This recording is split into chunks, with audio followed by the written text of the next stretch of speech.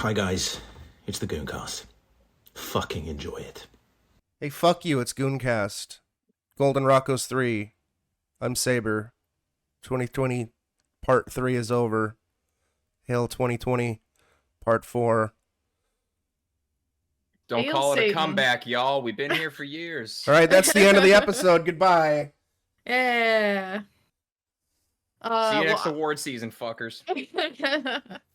As usual, I'm Kat, aka the Attack Cat on Twitch. Dialogue designer by day, writer / horror enthusiast by night. Yes, indeed. And I'm fucking ready to list all the things I liked, hated, and was kind of mad about in 2023. Who? Yeah, and it's your boy Lee Alder. They call me the Valley Jester, and I have to cut my introduction short because they are putting up a sign that says "Stop speaking." Wrap it up, Lee. Yeah, wrap it up. I don't care how many members of your development team are sick or have cancer or whatever. Wrap it up. We got advertisements. We got trailers to show. Shut the fuck up. I need a celebrity to fucking ramble for 30 minutes. Yeah, that's right. They don't come cheap. Mm-hmm. Get me one of the Muppets, goddammit. No. Oh boy. It's that time. Yeah. The third one. Yeah. I honestly can't believe it. It feels like we've been doing this forever. We are oddly consistent. Yeah. We are oddly consistent in our inconsistency. Yes, exactly. But yeah, I always love doing these because it's a really nice kind of like look back at all of the things that we watched together or some of the things that, you know, we appreciated. Sometimes I learn new things from y'all's lists that I'm like, oh, I'm gonna put that on my. I think Vampire Survivors was the one last year that I was like, I thought you were gonna say Vampire Assassin. I mean, you know, maybe that too. But no, it's the one I haven't played it yet. It's been a fucking year and I haven't played it yet, but I did buy it purely based on the fact Hell that Lee yeah. liked it. The fact So- that it's $3. Yeah, Come that on. too. That too. Oh, I'm although like, I do I'll believe kick 'em. inflation struck. I think they increased the price. I think it's $4 now. Oh oh my. my god. Yeah. And the DLC is 99 cents or something. Well, hopefully they're getting Disgusting. hopefully they're getting less flack than the Dusk dev, or Oh, yeah. because he specifically was like, hey, I think Iron Lung is a little on the cheap side considering all the content and stuff that I'm Mhm. adding in, and he took to Twitter and was like, hey, would you guys be okay if I increase the price by like, you know what, and you know, what would your recommendation be? And Twitter chimes in and they're very supportive and all that. So it's like, okay, cool, thanks for the feedback. I'm not going to increase the price right away. I'm going to give people plenty of time to buy it at the lower price. I want everybody to buy it at the lower price before Halloween ends. And then once like the Halloween season Nice. is over, the that's price is going to increase by like $1 or $2. And I he hate gave to see everybody where this is going. he gave everybody advance warning, and everybody was supportive. And the minute he raised the price, a bunch of idiots chimed in. It's like, how fucking dare you? It's like, Yeah. bro. You're canceled. It's Yeah. like, and again, it was by a buck. I think previously it was like a $6 game, and now it's Yeah. like a $7 game, or maybe it was a $7 game, and now it's an $8 game. I don't know. Either way, that's not on my list. I don't think it's on anybody's list. Lee, why don't you explain the fucking rules, because the rules came from that thing that you watched All right. that we stole it Yeah. from. Yeah. All right. So the way we do things here with the Golden Rockos, the formula has been working so far. There's no reason to go and fuck with it, you know? Mhm. We have 3 categories. We have the top 10 of the year, we have the 5 worst of the year, and we have the 3 most disappointing. We are following Evan Irwin's Magic Show rules in that an unbiased third party has checked over our list to keep it secret for the rest of us. In this case, And will- Aaron Thomas again. Yes, Aaron Yeah. Thomas, friend of the Gooncast. And he has made little indicator notes on our list to let us know if our pick on a list appears higher on someone else's so that we can save the discussion about it for when it's at its most hype. We also follow the donkey rule. So even if it is not media that came out this year, as long as it is something we consumed for the first time this year, it is eligible to be on the list. Mhm. Other than that, we just kind of wing this fucking thing. Hell yeah. Beautiful. Winging it is our middle name. as a podcast, our collective middle name. And before we officially get started, hey Lee, can I have a game show thingy? No, James, don't put that inside your body. Oh no. Oh, So Why I are need you it- doing this to yourself? I need it because it's I woke up 40 minutes ago, and I need caffeine, baby. that's fair. I need to replace my G Fuel collection, specifically shaker cups and whatnot. So I bought this one specific collector's box from G Fuel, and it's a Friday the 13th flavored G Fuel, baby. okay. Citrus fruit punch is how it's described, but the name of it is called Hack and Slash. It actually came with a nice little Cute. metal shaker cup. I'm not sponsored by G Fuel, but hey, G Fuel, sponsor me. I want money. I Yeah, drink he does your this shit shit. for free. I'm doing this shit for free, but you know this. I've never had this before. It could be a piece of shit Give us flavor, and I another might have run of the wasted Lady like D flavor. yeah. I never Ooh. got to say. I barely had any. I didn't even get to order Lady D flavor. I wanted the tall lady shaker cup. Put it back in stock, you fucking cowards. I want the G Fuel to step on me. Come on. All right, yeah. So this is apparently citrus fruit punch. Yeah. All right. Get in there. It smells very citrusy. Give us a good slurp. Mhm. Yeah, it kind of tastes like it kind of tastes orangey, like an orange type fruit punch. I know I'm bad at describing shit compared to Lee. Does it Yeah. taste like dead teenagers? Yes. Oh, Oh. well then mission accomplished. Perfect, I get yeah. dead Yeah. teenagers infamously taste like orange. Oh, okay. Yeah. Good. Yeah. Anyways, the order is going to be Lee, Cat, me. Deal with it, Renzi. Lee, go. All right. Well, before we kick off into the list proper, I introduced a new personal topic last year in the Golden Rockos Part 2, and I have stuck with it this year. It's time for Lee's Barbarian Award winner. Oh, hold on. We're saving Barbarian in case it comes up on somebody else's list. Ah, well, oddly enough, Barbarian is not the winner of the Barbarian Award this year. Yeah, it's not the winner for me either. We all have a Barbarian this year, Yeah, apparently we do. but I told Matt. Every last one of us. I told Aaron not to mark it. We're gonna surprise it, and we're gonna save our Barbarian for right before we do best. We gotta You keep want him to on the save the fingers. Barbarian Award? Yeah, we're saving it as right before we Okay. get into our top 10 best of the year. Oh, that's a terrible idea. Yeah, I know. Yeah, It's gonna be great. Fantastic. I love I it. love it though because it's definitely it somehow both exceeds and like supersedes my worst of list. Yeah, Barbarian. Ooh, Barbarian for I'm me gonna is be important. so mad talking about Barbarian today. Barbarian is important for me. I need to save it. I need to savor Okay. it, and then it's gonna make me mad. Fair enough. Give us- We'll put it off just so that Saber can reach full rage value. It'll be fantastic. All Give right, us then your dishonorable going into most bummers. disappointing. All right, I only have one honorable mention for the most disappointing. I covered it on an episode of the podcast a few episodes ago, but I am disappointed in it because of what it could have been. It was the I believe 2014 Hercules film starring Dwayne "The Rock" Johnson. It's a really Oh. cool concept of taking the myth of Hercules and actually presenting it in a more grounded light, where he's just a dude and he's got a band of mercenaries who are all badasses and they're just doing cool Greek shit. Mhm. But God, I know I'm a big pro wrestling fan and all, but Dwayne Johnson needs to stop. Yeah. Period. Just stop. Yeah. Just stop, dude. So I'm disappointed that it could have been so much cooler. Mhm. Yeah, Uh, he takes a lot of really shitty projects, and his charisma can only take him so far.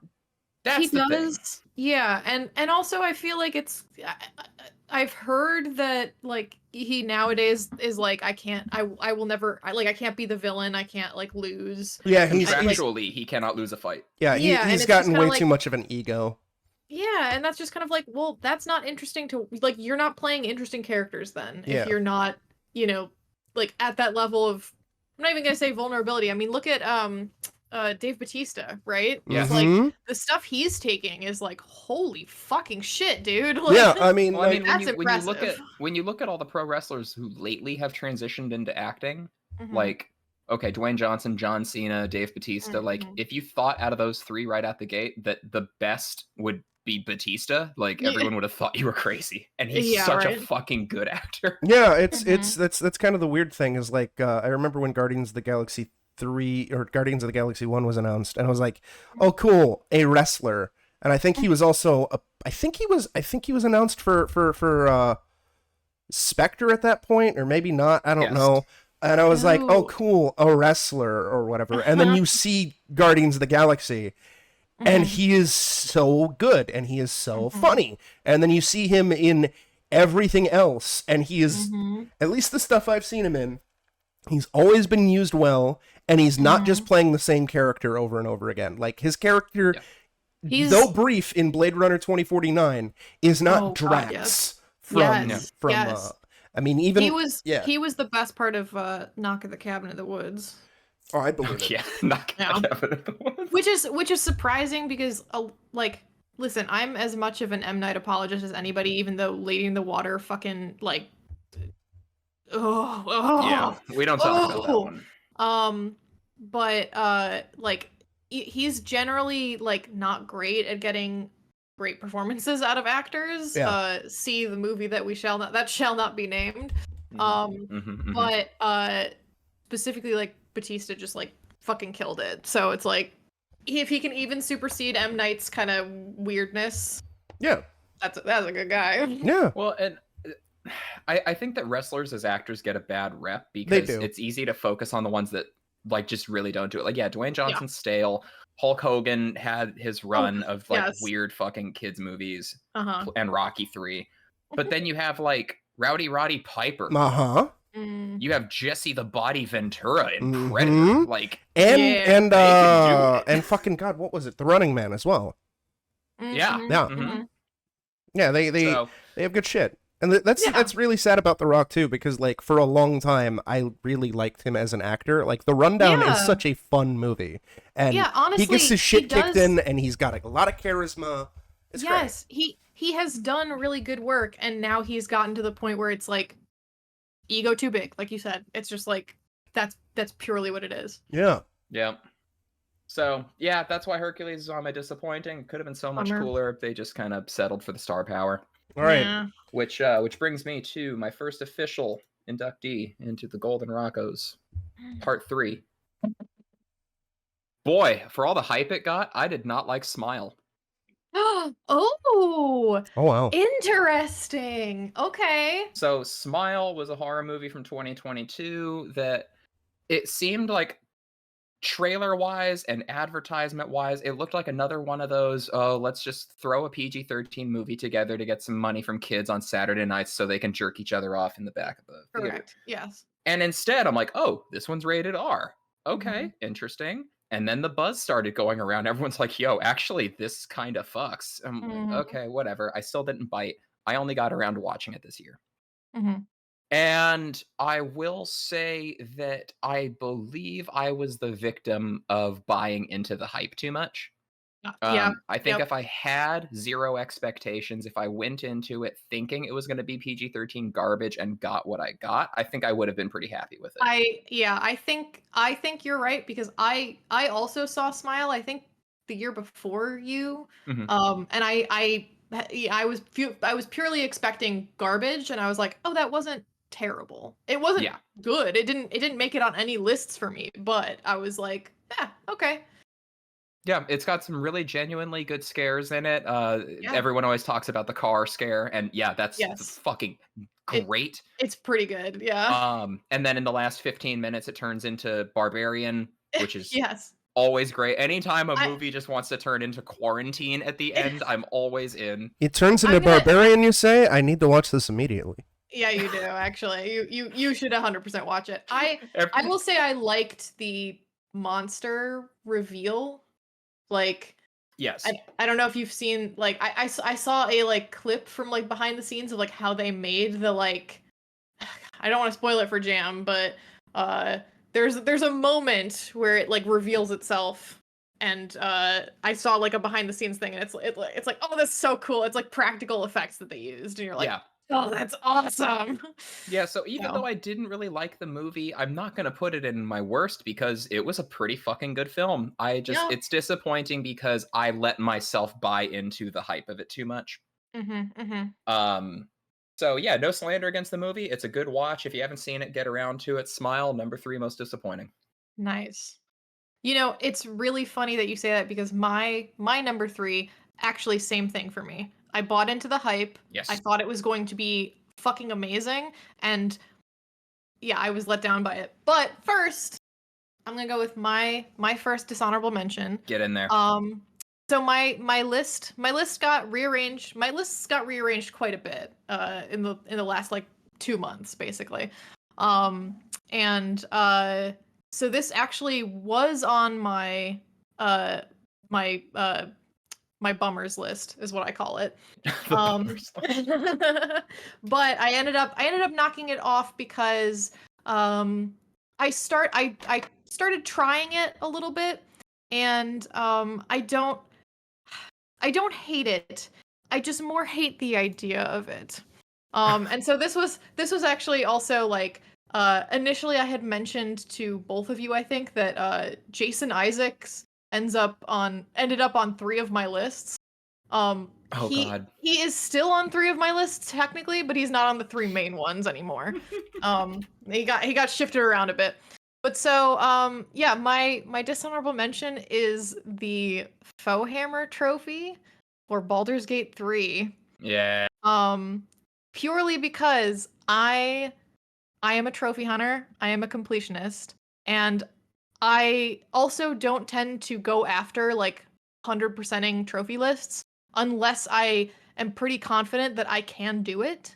Like, there's plenty of games where I'll play it and I'll look at the trophy list and I'll be like, there's too many. There's like a difficulty trophy. There's like, this other thing in there. And I'm like, no, I'm not going to do that. I'm just going to play the game and enjoy it and, do whatever. But Baldur's Gate, I loved the game so much that I was like, I'm going to try it. Even though there's a difficulty trophy, even though all that stuff, I'm going to try it. And I did. I 100% of the game. There is a screenshot in the Goon Squad server of me having a perfect game on Steam for Baldur's Gate. And then they fucking added another trophy. And specifically, it's a trophy for completing their honor mode, which is the hardest difficulty in the game. And it's also technical permadeath, because if your team wipes, you have only one save. You can't reload the save at all. Like you can't load it during a game. If you try to quit out, it saves. It's brutal. And it also yeah, like if you all wipe, then the game is basically just like it doesn't end the game. It just says, hey, your honor mode run's done. You're now on like a custom difficulty. And I don't have a problem with a trophy like that. It's just, if I had known this trophy was coming, I would not have bothered to sink 600 hours into this game. I probably would still have played 600 hours worth, but I wouldn't have done it with trophy hunting in mind. So more so actually than the Foehammer trophy itself, it's the fact that Baldur's Gate 3 reminded me to be disappointed in myself that puts it on the dishonorable mentions for me. Yeah, you and I had a good conversation about this the day the achievement came out. Yes, I was genuinely really upset the day it came out, and then I sat with it for a while, and I kind of just like eventually mellowed a little bit on it, and I did actually start a run on honor mode, and it is fun. The problem for me is that it's a fun thing to try, but I feel so much anxiety around around high difficulty permadeath modes. It's a personal thing for me where, like, to this day right now that like I'm playing this, I have like anxiety dreams about Baldur's Gate now, and I'm like, that's not really the kind of experience that I like to have with this game. So anyway, good pick. Yeah, that's my 2 cents. That's my like bummer. Anyway. Now moving Don't on. worry. to- I'm sure we'll get to the point where we're saying nice things about Baldur's Yeah, Gate. I was gonna say, don't worry, Yeah, people who have tuned in just now and are like, they're shitting on Baldur's Gate. Don't worry, it's coming. Listen. There's this gonna be a is, lot of love for Baldur's Gate on this list. As someone who hasn't played Baldur's Gate and has known Lee and Kat for a while now, I can safely state that this is going to be our longest episode, and there's going to be at some point a 3-hour conversation about Baldur's Gate. Correct. And I'm gonna go out and file my taxes and have a cigarette and like maybe take a nap. 2 tops. Yeah. We'll limit ourselves to 2 hours. Yeah, we'll be concise. Okay, but so now moving on for now from Baldur's Saber. Gate. Get in there. Oh no, my number 3. That was your honorable. Yes. I'll make Oh, this my quick. I'll make this quick because I don't want hate from all of the internet, which I'm going to get, because the internet fucking loved this movie. And that was the reason why I started watching it, and part of the reason why I was like, other than the clips that the internet has been like sending around to each other being like, look how good this movie is aggressively mid, and that is Puss in Boots: The Last Wish. Okay. Yeah, I'm getting spicy right off the bat because All so many people were like, this movie is brilliant. And I agree that there are parts of this movie that are brilliant. There are some sequences that are really fantastic, specifically around the wolf villain. Yeah. Is done so well. And then the rest of the movie, I'm sitting there like, this sucks. Like the parts that I have never seen on shared on Twitter or like from Tumblr or like, referenced in, I don't know, a TikTok or something like that. Like all of the stuff that the internet just like wasn't talking about. I'm like, that's 90% of the movie. And it's not good. It's not bad, but it's also just like, again, aggressively mediocre. So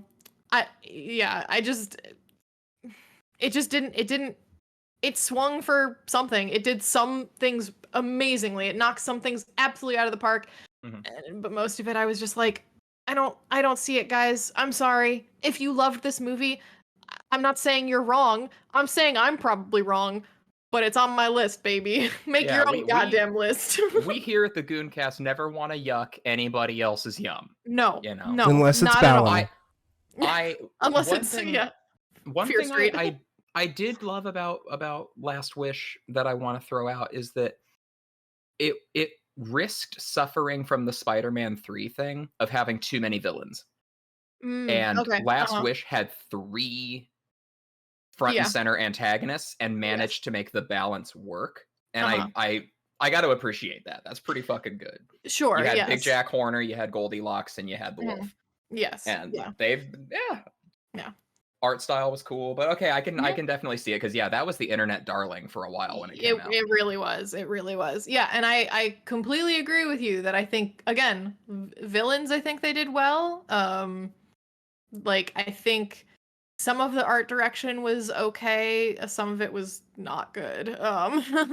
There were a couple there were a couple of instances where it was very clear, and perhaps this is also that I know some of the behind the scenes stuff for the movie. There were actually basically art direction changes midway through. Like they changed art directors, and it is really obvious in some of the shots where you're like, oh, that's the new guy they brought in to clean up the old guy's stuff, and that's the old guy. Tracks. Yeah, and it's just kind of like, oh, okay. And I'm saying this not as I'm not an expert, but my husband is, and he said this stuff as we were watching. Touché. So, yeah. So yeah, that's my number 3, Puss in Boots. Good shit. All right, Sabs, lock and load. All right, I got a couple of honorable Question mark. Barbarian. Yeah. These will all be pretty quick. First 2 honorable in terms of disappointing are Street Fighter: The Legend of Chun-Li and The Nun. Oh. They're Oh my god, boys! They're Wait, the first Nun? The first Nun, yes. Okay. They're disappointing for me because they weren't nearly as bad as I was hoping. Okay. I wanted them to be terrible, like the fun kind of bad, but like outside, like both have wonky shit. The Nun is frustratingly has decent ideas and could have been a decent movie, which makes me annoyed. And Street Fighter: The Legend of Chun-Li has some really weird shit in it, like the Tiger Growl stuff. Like the tiger stuff, yeah. But it's mostly just aggressively mediocre. Yeah. And it's just not that fun. I hear that. I remember when we were watching that, and it was my first time rewatching it since I unfortunately paid ticket price for it in the theaters. And I remember watching it going, yeah, this is dog shit. This is dog shit. But like, I'm not angry at it. Yeah. And then Taboo from the Black Eyed Peas shows up as Vega, and I go, that's right. Now I remember why I fucking hate this movie. It's pretty bad.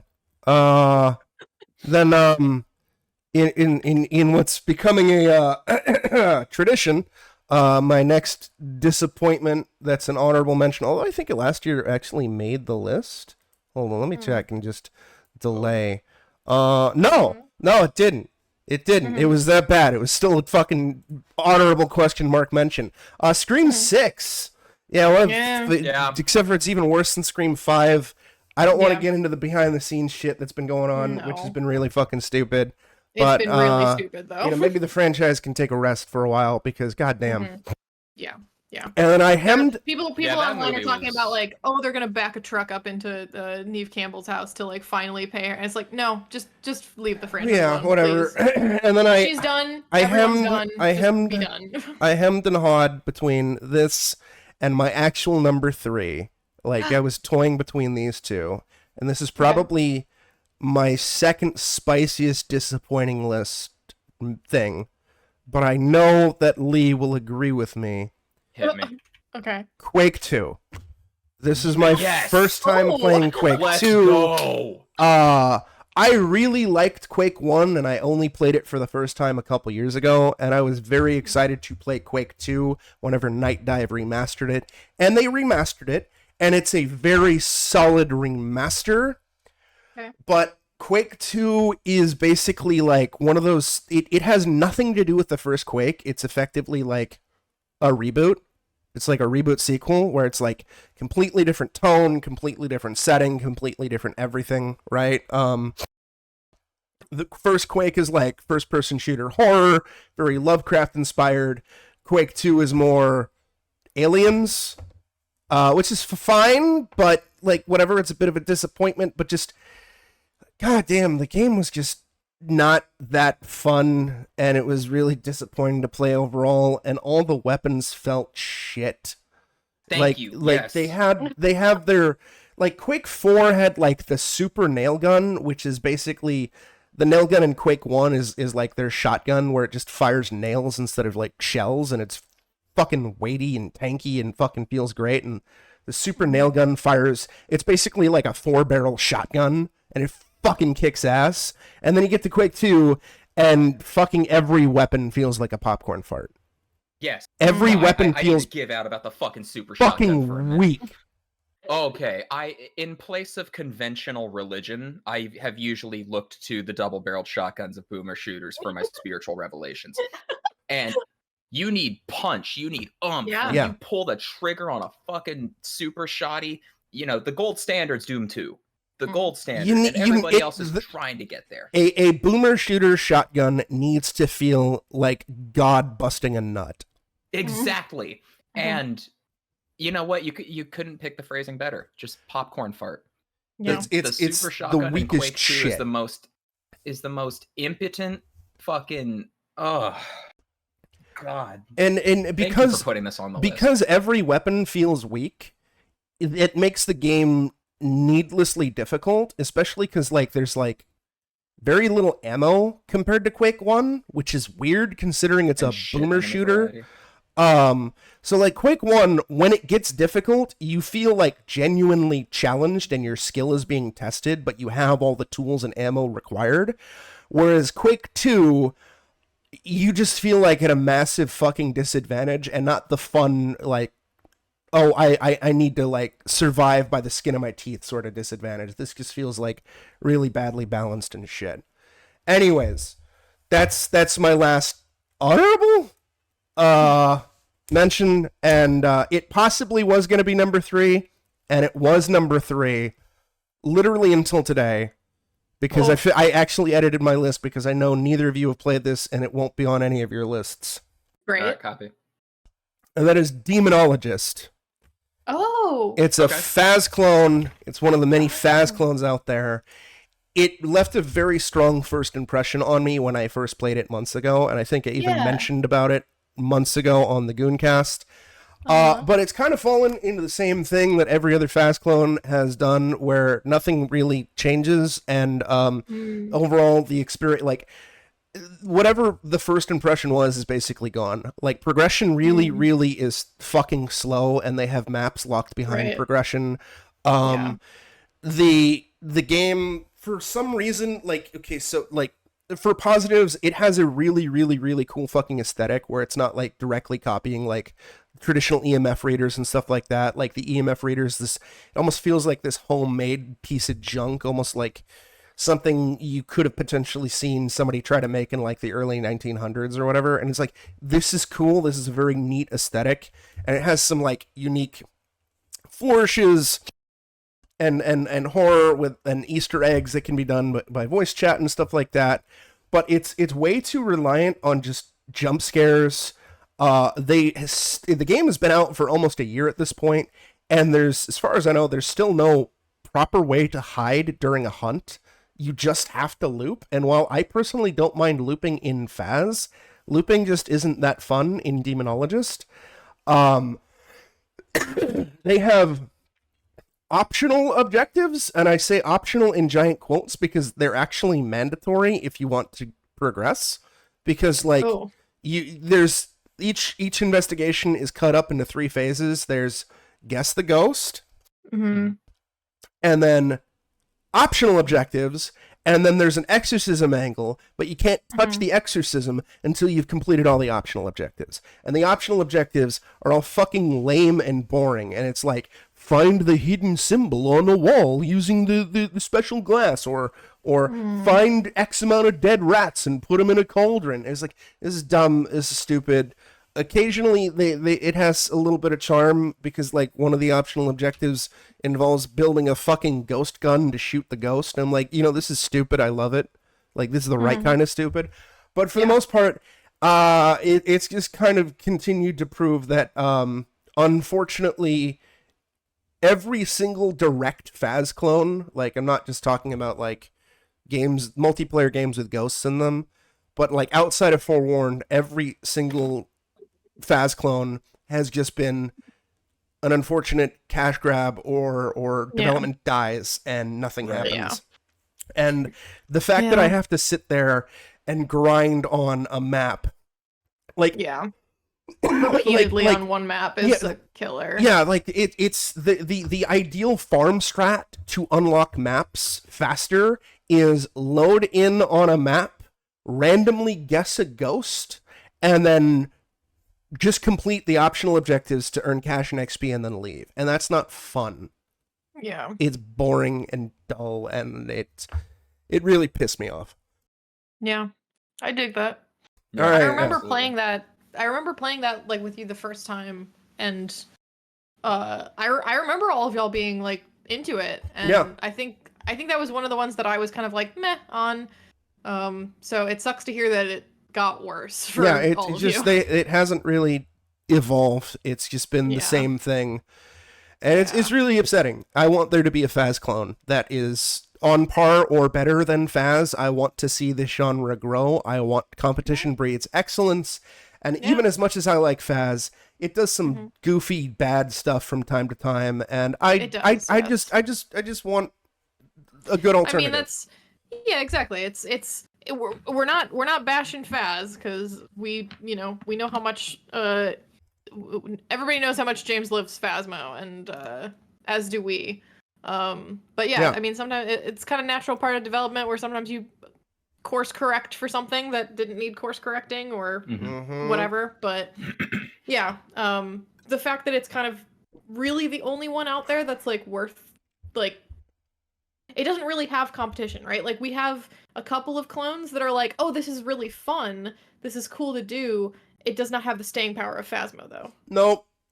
So yeah, that's a good one. Yeah, it was pretty rough, but you know, what are you gonna do? Play fast. Lee. Play fast, yeah. That's what you'll do is play fast. All right, number 2, most disappointing. It was only an honorable mention for Saber, but it's on the list for me. Oh my god, boys, it's the Nun. Oh my god. Oh my god, boys, it's the Nun. Nun, number 2. Beautiful. Disappointed once again, just because of what could have been. This is when we talked about this on the episode about the Nun, and so I'll keep my thoughts brief. This was set up like the most badass like 4 or 5 session D&D campaign. Yes. And everything that could have gone wrong went wrong, and it started with the fucking cemetery gag. I'm not even gonna call it a scare. I'm gonna call it a gag. It's a gag because like if we were supposed to do anything other than laugh at that moment, yes, you can't help but laugh. It's hilarious. Yeah, I love this idea of, you know, this team of 3. You've got the specialist who's coming from the Vatican. You've got the nun who's on the inside of the whole operation, and you've got the comic relief, you know, smarmy guy. And you set up this, you know, creepy setting. You've got an antagonist that you still don't really understand. There's weird, spooky bullshit going on. Awesome. You could really let this play out in a few cool different ways. But because they had to shoehorn this into the Conjuring verse, and because just tonally they didn't really, I think, understand what they were trying to do. No. It just fell totally flat, which is a bummer, because I think that as a premise, this thing was really fucking cool. And yeah, I've already rambled about this during the episode on the Nun, so I'm just going to keep it brief there. The Nun, what could have been. At least it wasn't the Nun 2. Oh, true. I wonder if I'm curious if we'll talk about that today. I'll just say this, not really as a spoiler, but my worst of list for this year was so fucking intense that my dishonorable mentions for worst has some fucking contenders. Oh yeah, no, I can dig it. I had to trim the shit out of it. Yeah. All right, so that's it. None nice. Number 2. None number 2. All right. So my number 2, I'm kind of sighing because I actually, for the longest time, this was not on my list at all. Like I didn't even mention it. And I think for me, it probably actually wasn't a disappointment. Because I got what was on the tin when I grabbed it, right? Like I was specifically looking for something that was not very good. And specifically I was like motivated to play this by a review that complained about a bunch of things with it. And like was a very negative review and said, this is why this game sucks. And I looked at the list of complaints and I said, you know what? I can work with that. I needed a game that was just going to be like a mindless collectathon where I could just put on a podcast and fucking tune everything out. I needed something to just like not pay attention to. But this is again more of a like what could have been type thing. Yeah. Because there's another game on this list that I played after this that made me realize, oh, actually, this kind of game can be really good. And this is just actually a really aggressively mediocre version of that. So my number 2 is Forspoken. Oh. Okay.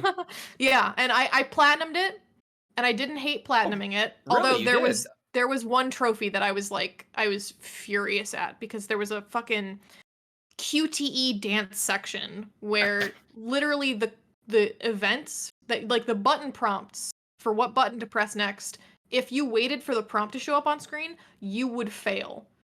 in the like the final, like there were like, it was 3 QTEs that you had to complete, and they increasing in difficulty, and the last one was so stupid. It was 25 prompts in a row, and you had to just memorize them because literally it was too fast to actually, and I was just like, I was sitting there, I'm like, who did this? Why is there not a like accessibility option to lower the difficulty here? Like maybe just make it a single button press, like, you know, like Supermassive fucking figured out. Like, Yeah. you know, it's stuff where it's like that sort of thing. So anyway, there were things that made me frustrated, but then, you know, I mean, like, I literally was just like, I need something mindless, and this was mindless. I think also, to me, part of the reason I wanted to put it on the disappointments list was that the conversation like surrounding it was just really like, nobody played this game, and people were just ragging on it based on like some out of context clips of the dialogue. It was the fun thing. It was like the inclusive thing to do for the community, was just shit talk this game. Yes, exactly. And there are plenty of people that like watched people play it and decided, not for me, like this is a bad game, and that's fine. But I'm talking about the people who like literally just watched the one clip where it's like, oh, I shoot fireballs now, or whatever the fuck it was, and just like memed the shit out of that. And I'm like, okay, there are plenty of things to criticize about this game. There are plenty of things to talk about with this game. And I'm like really upset that, or no, I'm not really upset, but I was upset by the fact that like I couldn't actually talk about it to this with anybody, because literally the only frame of reference people had was, oh, dialogue bad. And I'm like, Right. Okay, like cool, that's, you know, we don't have anything to talk about then. I think for me, like, the combat was really good, although again, I played a much better example of this genre later that made me go, oh, that's actually good combat. This was just kind of okay combat. Like, it was, I still enjoyed it for what it was, but it also, like, didn't really hold a candle to, like, a really shining example of the genre. And I mentioned to you guys that they did something at the very end that sort of, like, recontextualized a relationship with, like, you know, with one of the other NPCs. That really, I was like, more games need to do this, because I miss this genre of, and I'm just gonna spoil it, basically, like, the bracelet that you talk to for, like, most of the game, like, your like, little companion guy who's always with you, who you're always talking to, he's actually the bad guy.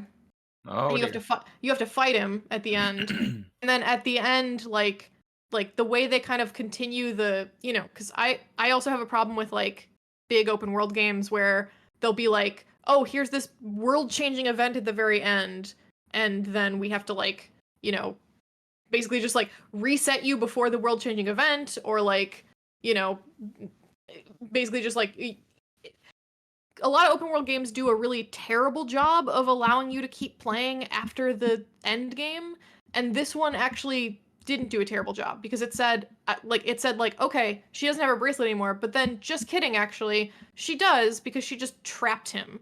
So then all of the banter kind of becomes, like, the villain and the hero in the post-game constantly ribbing each other, and, like, being like, oh, you know, like, I'll get out eventually kind of shit.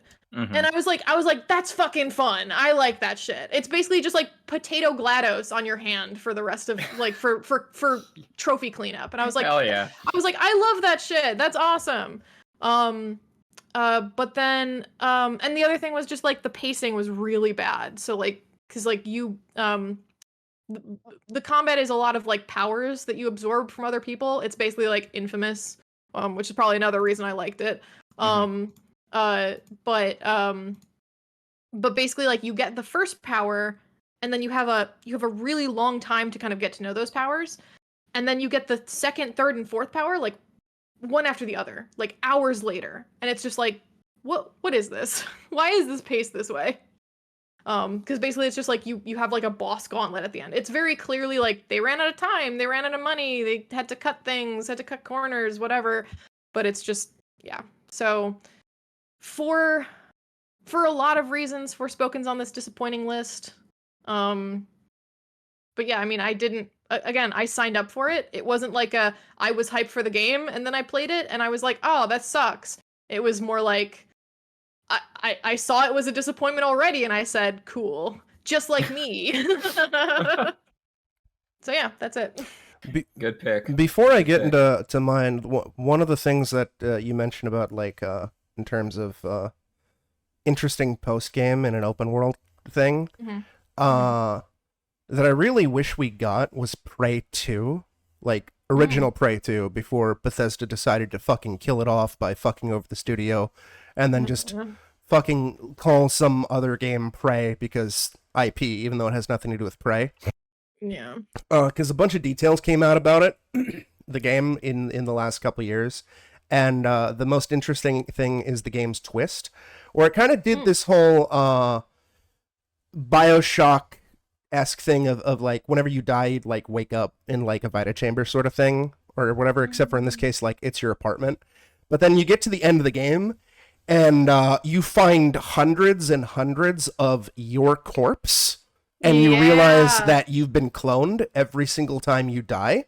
Yes, and, I love that. The end of the game had you like escaping the situation and getting back home to Earth.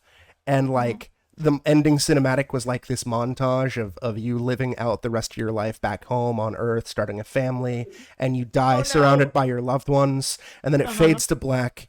And you wake up back in your apartment, back in the middle of fucking space. Let's go, moon ending. And it's like, that's the shit right there. Yeah, it's like when I read that, because I was already like super stoked for Prey 2 because I liked Prey 1 a lot. Like, Prey 1 fucking slaps hard. And Prey 2 was going to be a fucking space bounty hunting video game, like an open world bounty hunting video game set in space. And it's like, this looks so fucking cool. And then Bethesda killed it in favor of fucking over the devs for not agreeing to a buyout. It was great. Great. Love it. Thank you, Bethesda. Yeah, speaking of tech companies, my next disappointment is Megan. Oh, Yeah. That was on my list for a really long time. Yeah, I don't really have much to say other than what we said in our previous video on Megan, outside of just, it's just kind of a bit of a tonal nightmare, and it should have been R. It should have been R, and I think we watched the unrated version, didn't we? That was had more blood, and it should have been more R. Yeah, they should have from the beginning. They should, and apparently the screenwriter has posted on Twitter being like, we had an R-rated script and they made us tone it down. So even before, even before they were filming, they were like, no, we're going for PG-13. So it's like, no, give us the R-rated script. Yeah, and I also mentioned how the fucking little kid should have had a fucking zany one-liner before like icing Megan, and just the film should have been more fun and more campy, and instead it was just kind of a mess. I don't want to talk about Megan anymore. We did an episode on it with Hex. We did. Go listen to that, or don't. I don't fucking care. I'm done. All right. What do you mean? We have to shill for our new subscribers from yesterday. We gotta do the TikTok dance so that it trends and people come see our movie. Remember that? Remember when the murder robot did the TikTok dance? Yeah, I do. I remember. I don't want to remember. All right. Number 1. Oh God. Oh, we're in the spice team. We're in spice mode, right? Yeah, this is spice mode. This is spice not because it's controversial. It is spice in that it's something I've never done on a list before. My disappointment is a human being. Oh. Me? I thanks. I am so fucking disappointed at when you're watching a movie and you see a performer who's like on the rise and you go, I don't know what this person's done before, but I'm behind them. I'm with them. Oh no. This is my new fucking person. Yes, and yes. every single thing I saw this person in was killing it. I know where this is going. This guy is about to become one of my favorite actors of all time. No, yeah, I know where this is going. My number 1 is Jonathan Majors.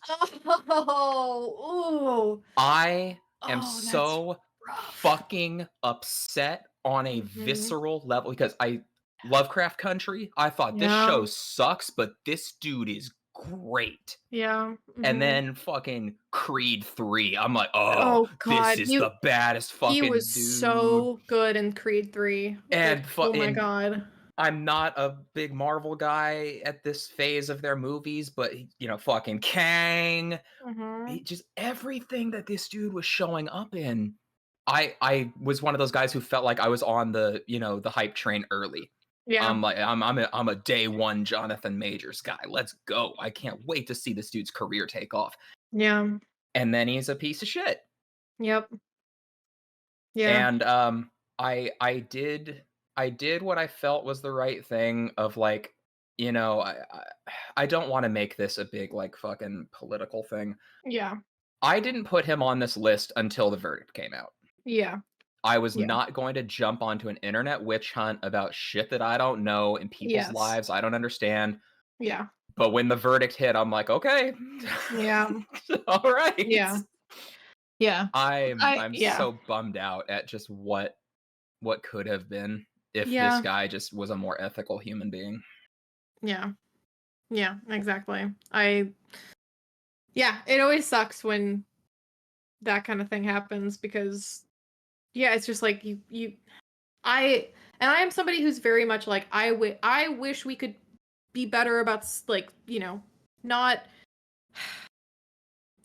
separate the art from the artist kind of thing where it's like, oh, you can appreciate, like Lovecraft is a great example, right? Like I Mhm. appreciate his work. Dude was a piece of shit. Yeah. But at the same time, it's like nowadays, I don't agree with people being like, I don't agree with this person's political beliefs, therefore they're a terrible human being. Like, I'm just kind of like, that's not great. But like, when I'm sitting there, I'm like, I can never really watch a Kevin Spacey movie again because I know Right. I know he wasn't, officially declared guilty, but it's like, hey guys, Right. that's more because all of the people coming out died mysteriously than anything else. So, I mean, allegedly, Mhm. just to cover my bases here, but yeah, I think I definitely agree with you there. Jonathan Majors was like a rising star, and yeah, the fact that he's just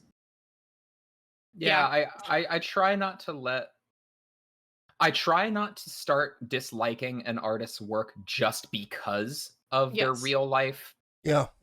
issues. Yes. Like I think Spacey's a great example. Like, Yeah. It's like I'm not I gonna still consider Seven it's probably my favorite movie of all time. exactly. And it's just like I have to basically just be like, you know what? He's a very small percentage of the movie. Like, yes, he's a huge role, but I mostly love it because David Fincher fucking kills it.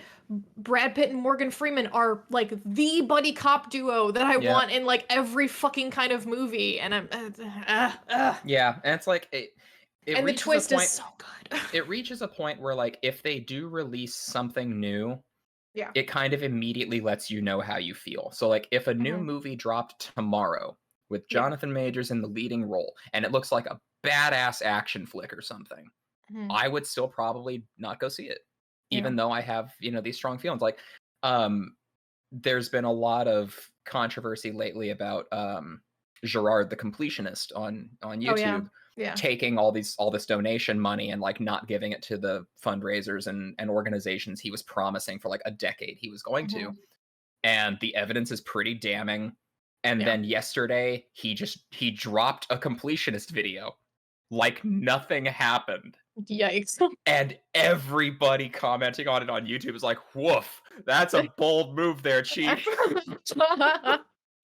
Yeah. So yeah, I don't want to beat it too much into the ground. Just No. I was on Damn. board with this guy for the long haul, and Yeah. it's a bummer. So Jonathan Majors, Yeah. number one most disappointing of last year. Damn, dude. You're right. That is spicy for sure. Yeah. Mine is gonna be spicy for a different reason. my number one disappointment. Tell me what your number one is and why it's Nier Automata. You, James, don't spoil my goddamn lead up. Yeah, we knew it was coming. Okay, all right. So as a backstory, I know people are gonna be like, this person, their taste just fucking sucks. What the fuck? They don't like Nier? What the fuck? I know it's like a darling among people who are into like artsy games. Yeah, it's I a know darling it is. between Okay. me and Lee. Yeah, exactly. I know it's a darling. I have been sitting here listening to these two gush about this game for years now. More so James, I think, but Yeah. like still both of you. I love it. So and specifically after I finished Baldur's Gate, James was like on my case about like when are you gonna play fucking Nier? I mean, you've hold had the on. game forever. Play Yeah, I've been fucking on Nier. your So I was case like, for 3 years because I gave Yeah, it to you yes. 3 years ago at Yes, the start of the exactly. pandemic. Exactly. And so I played it and I just did not like it. It immediately pissed me off because it was a bullet hell, which just gives me a headache. I can't do bullet hells. I'm sorry. Like I know I see them and I'm like, wow, that's very impressive that somebody's able to dodge all that stuff. My eyes can't even ascertain what's happening, let alone how to counter it. So it immediately did that. There were tutorials that were like telling me how to do things on screen that were wrong. And it led to me dying in the intro, which gives a fake ending, which then makes you restart that whole chapter. And I was just like, I fucking hate this game. I think I hate Yoko Taro. Yoko Taro, baby. Like I was just genuinely like this. Yeah, and so but I kept going. I got the plat. There were definitely some things that I liked. Most notably, I liked when the twist happened. Unfortunately, it took 40 hours of gameplay to get to something I liked. Everything before that was very miss for me to I hated it. I ended up I tried it on normal difficulty because I like to usually start games on normal difficulty, like just the like what it is on the on the tin. It's like this is the one we developed for. This is how you should. This is the true experience. Whatever. I tried that and I was just like, I hate this combat so much. And James was like, just put it on easy. Just put it on easy and put all the like auto stuff on. And I did, and I was like, okay, it hasn't made me like the combat at all, but it has made it so I don't have to engage with it at all. Yeah. And that was basically what got me through the game. I would have put it down if I hadn't had the ability to like automate most of the combat stuff. I'll be devil's advocate on that one. As Yeah. a big fan of Automata, Yeah. I realized that probably 80% of my love for it is Android booty? is that yes, the art direction, the character Mhm. design, the atmosphere, like Mhm. kind of everything about the world setting. There's Mhm. something about Yoko Taro's like fucked up brain that I really appreciate. But yeah, the devil's advocate side is I think that combat system fucking sucks. Yeah. Yeah. It's rough. Like when you get the Bayonetta witch time shit going on, that's cool. Mhm. Other than Mhm. that, yeah, that's a rough third person action game bullet hell. Yeah. Yeah. Fusion. Yeah. I did not like it. I didn't care for traversal. I thought mean where you have to go through like a third of the game before you unlock the ability to waypoint? Yeah, I was just like I am also somebody who when side quests get unlocked, especially because I read that like some side quests you can get locked out of them based on progression. I was like, well, as soon as the side quest unlocks, I need to do it. So I was like running across the map for like most of, and at some point I just did exactly what I did with Forspoken, where I put on a podcast and I just pretended like I wasn't there. So yeah, and I think soundtrack's fun. the soundtrack is really fucking good. There you go. Yeah, That's the right. soundtrack is really good. I like the character designs. I didn't care for the upskirt trophy. I also didn't. I know that there was also one for running around as 9S in his underwear, and I was just like, well, considering how much I hate 9S, and I was ranting about 9S for a while, and both of you were like, let him cook, and I was like, even as I was fucking rolling the final credits, I was like, wow, I still hated 9S. The only character I liked was A2. Yes, best girl. Because she seemed as pissed about being in the game as I was. She was like, every time somebody told her to do something, she was like, shut up. And I was like, damn girl, same. I love it. There was also a lot of instances where I had my movement shut down, where like characters were talking and I either couldn't move or I was stuck in a forced walk, and I was like, this is really annoying. I don't know why you're locking my movement so badly here. There was 100% crash on like Golden Path, which is a PS5 only crash apparently, and it did have a workaround. And I know that they can't patch anything for this game because Sony is weird at them. But that was also kind of frustrating. And yeah, I could rant forever about this game, but I won't because I know a lot of people, including people in this room, who I like and admire, and I don't want to I don't want to just needlessly rag on things that they like. Again, hell no, dude, get in there. I'm not yucking y'all's yum. I can fuck my shit up, fam. I can totally get why you like it. It's just for me, I was like, it just not my vibes at all. So yeah, that's number 1 Nier Automata. Hell yeah. That's what I'm talking about. James, you've been scarily silent this whole time. Please. Because I told you my pick is spicier than yours. Oh my god, is it really? Yeah. Oh, dear. Okay. I'm gonna rip the Band-Aid off. Oh god. It's Resident Evil 4 2023. Ooh. What? Yeah. Okay. When you're remaking arguably what, like I was always in. James. I was now we're digging always where the taters are. I was always in camp. Resident Evil 4 doesn't need a remake. Yes, Okay. there are elements of the original Resident Evil 4. Wait, hasn't it been remade like It's 4 been times? ported multiple okay, times. all right. It's Okay. it's Okay. if you want to get technical, it's been quasi remade as like an Oculus VR game, but Yes, it that's uses all of the original game's assets.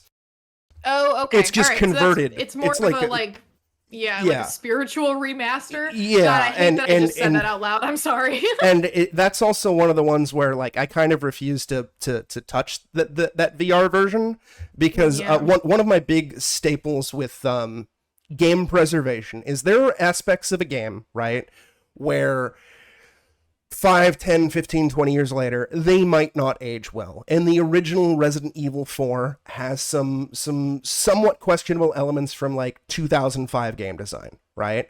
Like they actually included an animation in like the original Resident Evil 4 where Ashley will like cover her hands over her crotch if you actually attempt to look up her skirt and she'll call you a pervert, right?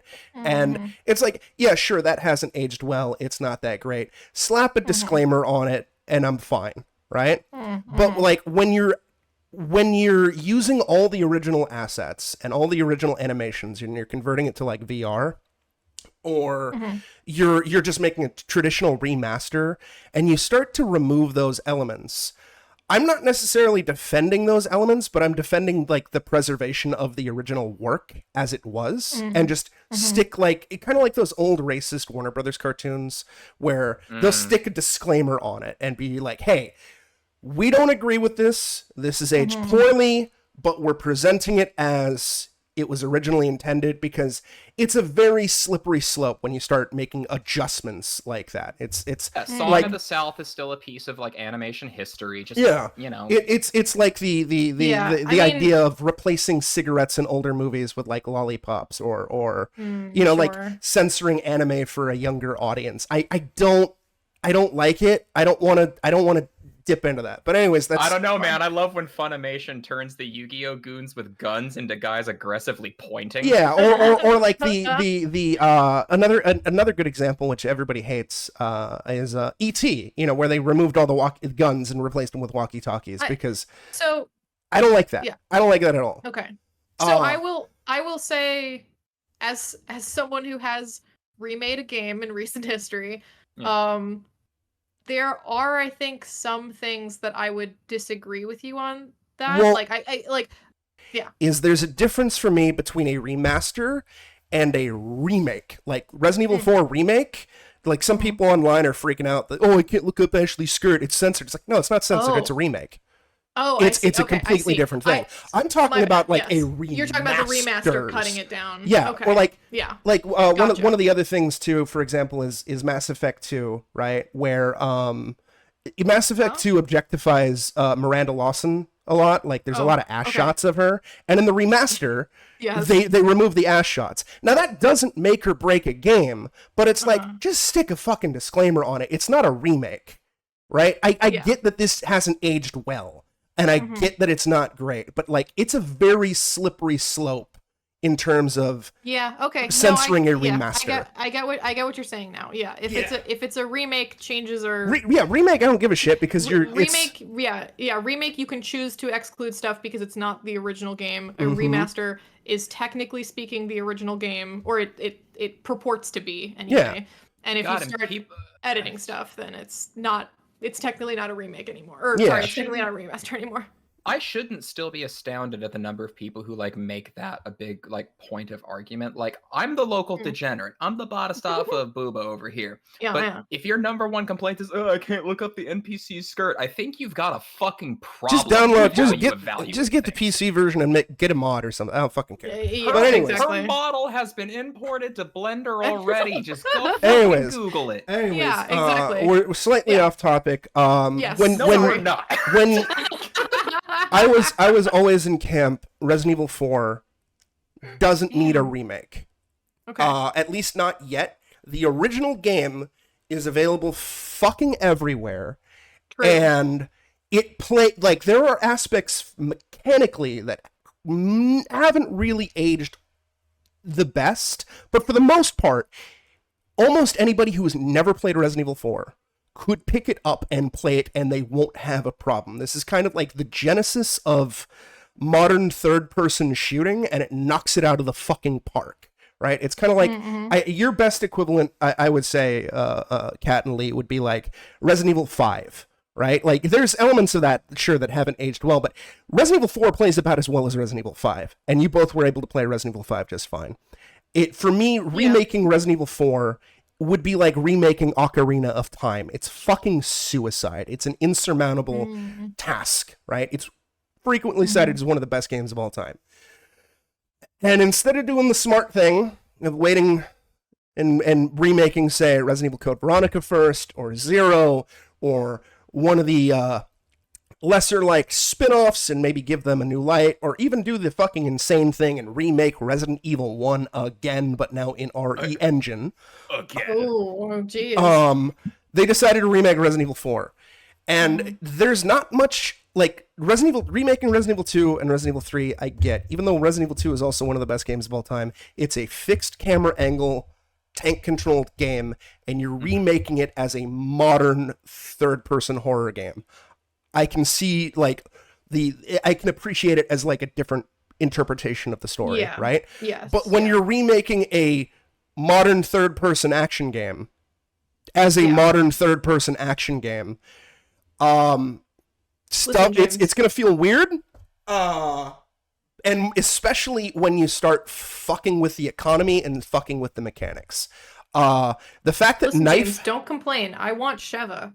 I want Sheva. I want Sheva to return in Resident Evil 5 remake. Knife having durability is fucking trash. Yeah, agreed. Original Resident Evil 4, knife does not have durability. It has infinite durability. If you run out of ammo, which is unlikely in the original Resident Evil 4 because there's a fuck ton of ammo, you can still salvage almost any situation and take out almost anything with that knife. There were moments, especially on a harder difficulty in Resident Evil 4, where I was out of ammo and my knife broke and my only option is, well, I guess I'll die now. Jesus. I hate that shit. Yeah. I'm sorry. I know it's like, I know it's part of the like difficulty. And they expanded the knife's tool set. They expanded the knife's tool set. Yeah. I get that they wanted to give it some drawbacks because now you can counter chainsaw attacks with the knife and you can do stealth kills and all this crazy shit. But I don't care. That's not worth giving knife durability. They added ammo mixing from the more recent Resident Evil remakes. And to compensate that, they just decided to cut down ammo across the board in favor of gunpowder, but it requires too much fucking gunpowder to make ammo, so you're constantly like, again, this isn't a strict horror game like Resident Evil 2 or Resident Evil 3, where limited ammo is fine. This is a mostly bombastic action game. I should not be struggling this fucking hard with ammo consumption. I'm not looking forward to if they do ever remake Resident Evil 5, because that is like, if Resident Evil 4 is a bombastic action game, holy fuck. It feels sloppier, like iframes are far fucking off compared to the original. Like, if you're jumping off a ledge in the original Resident Evil 4 and someone takes a swing at you, you're not taking any damage because you're in like an invulnerability state as you jump off a ledge. In RE4 Remake, you jump off a ledge and an enemy takes a swing at you, you just take damage because fuck you. Yep. I remember that. Now, don't get me wrong, I do actually like Resident Evil 4 Remake, but for me, it is a substantial step down from the original game.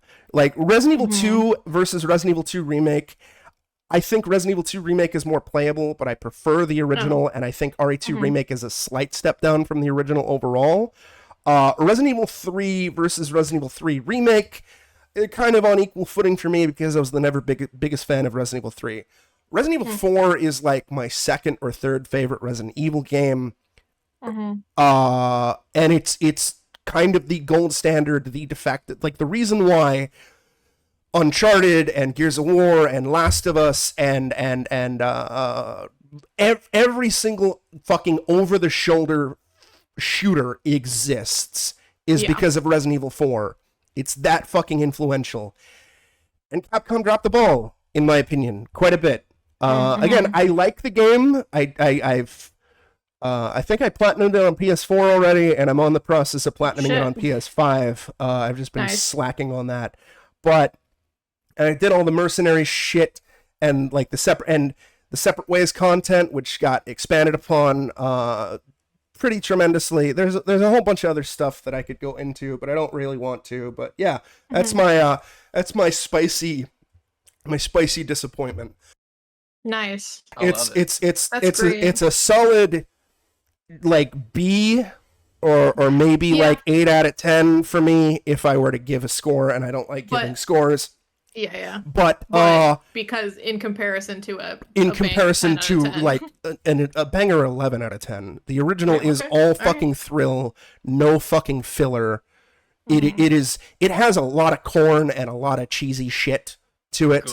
But the remake loses a fair bit of that. Like, I guess one other thing too is like, I think the villains are far more underdeveloped than they were in the fucking janky 2005 era cinematic stuff, because in OG RE4 the villains would like constantly harass you via radio and like shit talk you, and then you'd shit talk them back, and that's gone from the remake.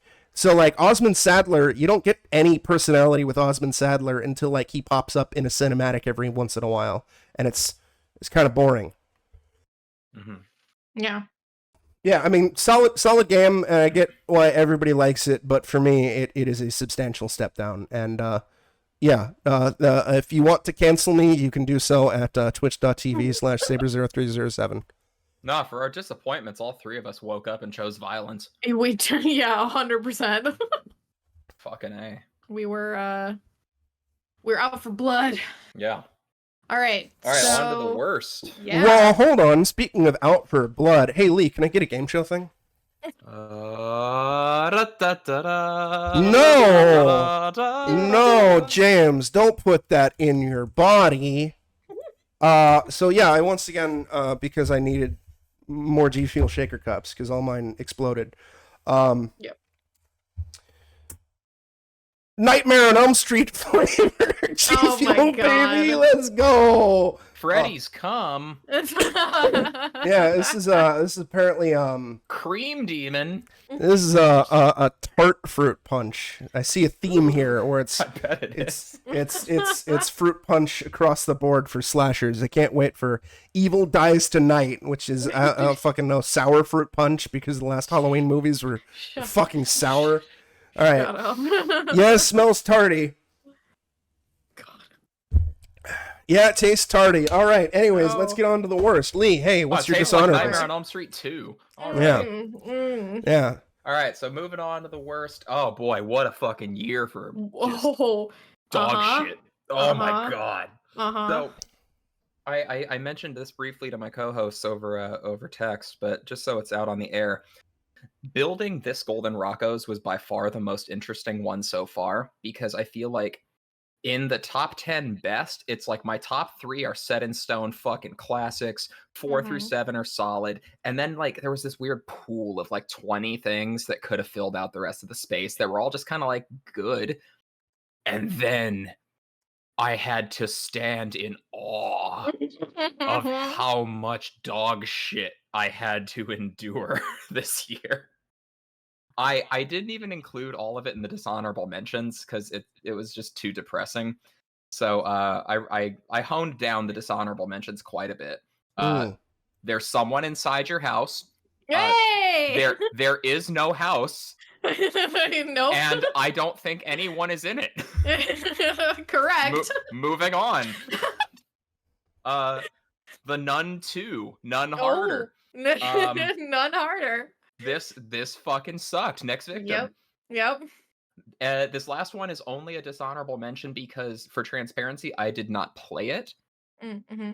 Because I did not need to play it after seeing what had become of this thing. Blizzard just needs to stop because holy shit, Diablo 4. Ooh, Oh my god.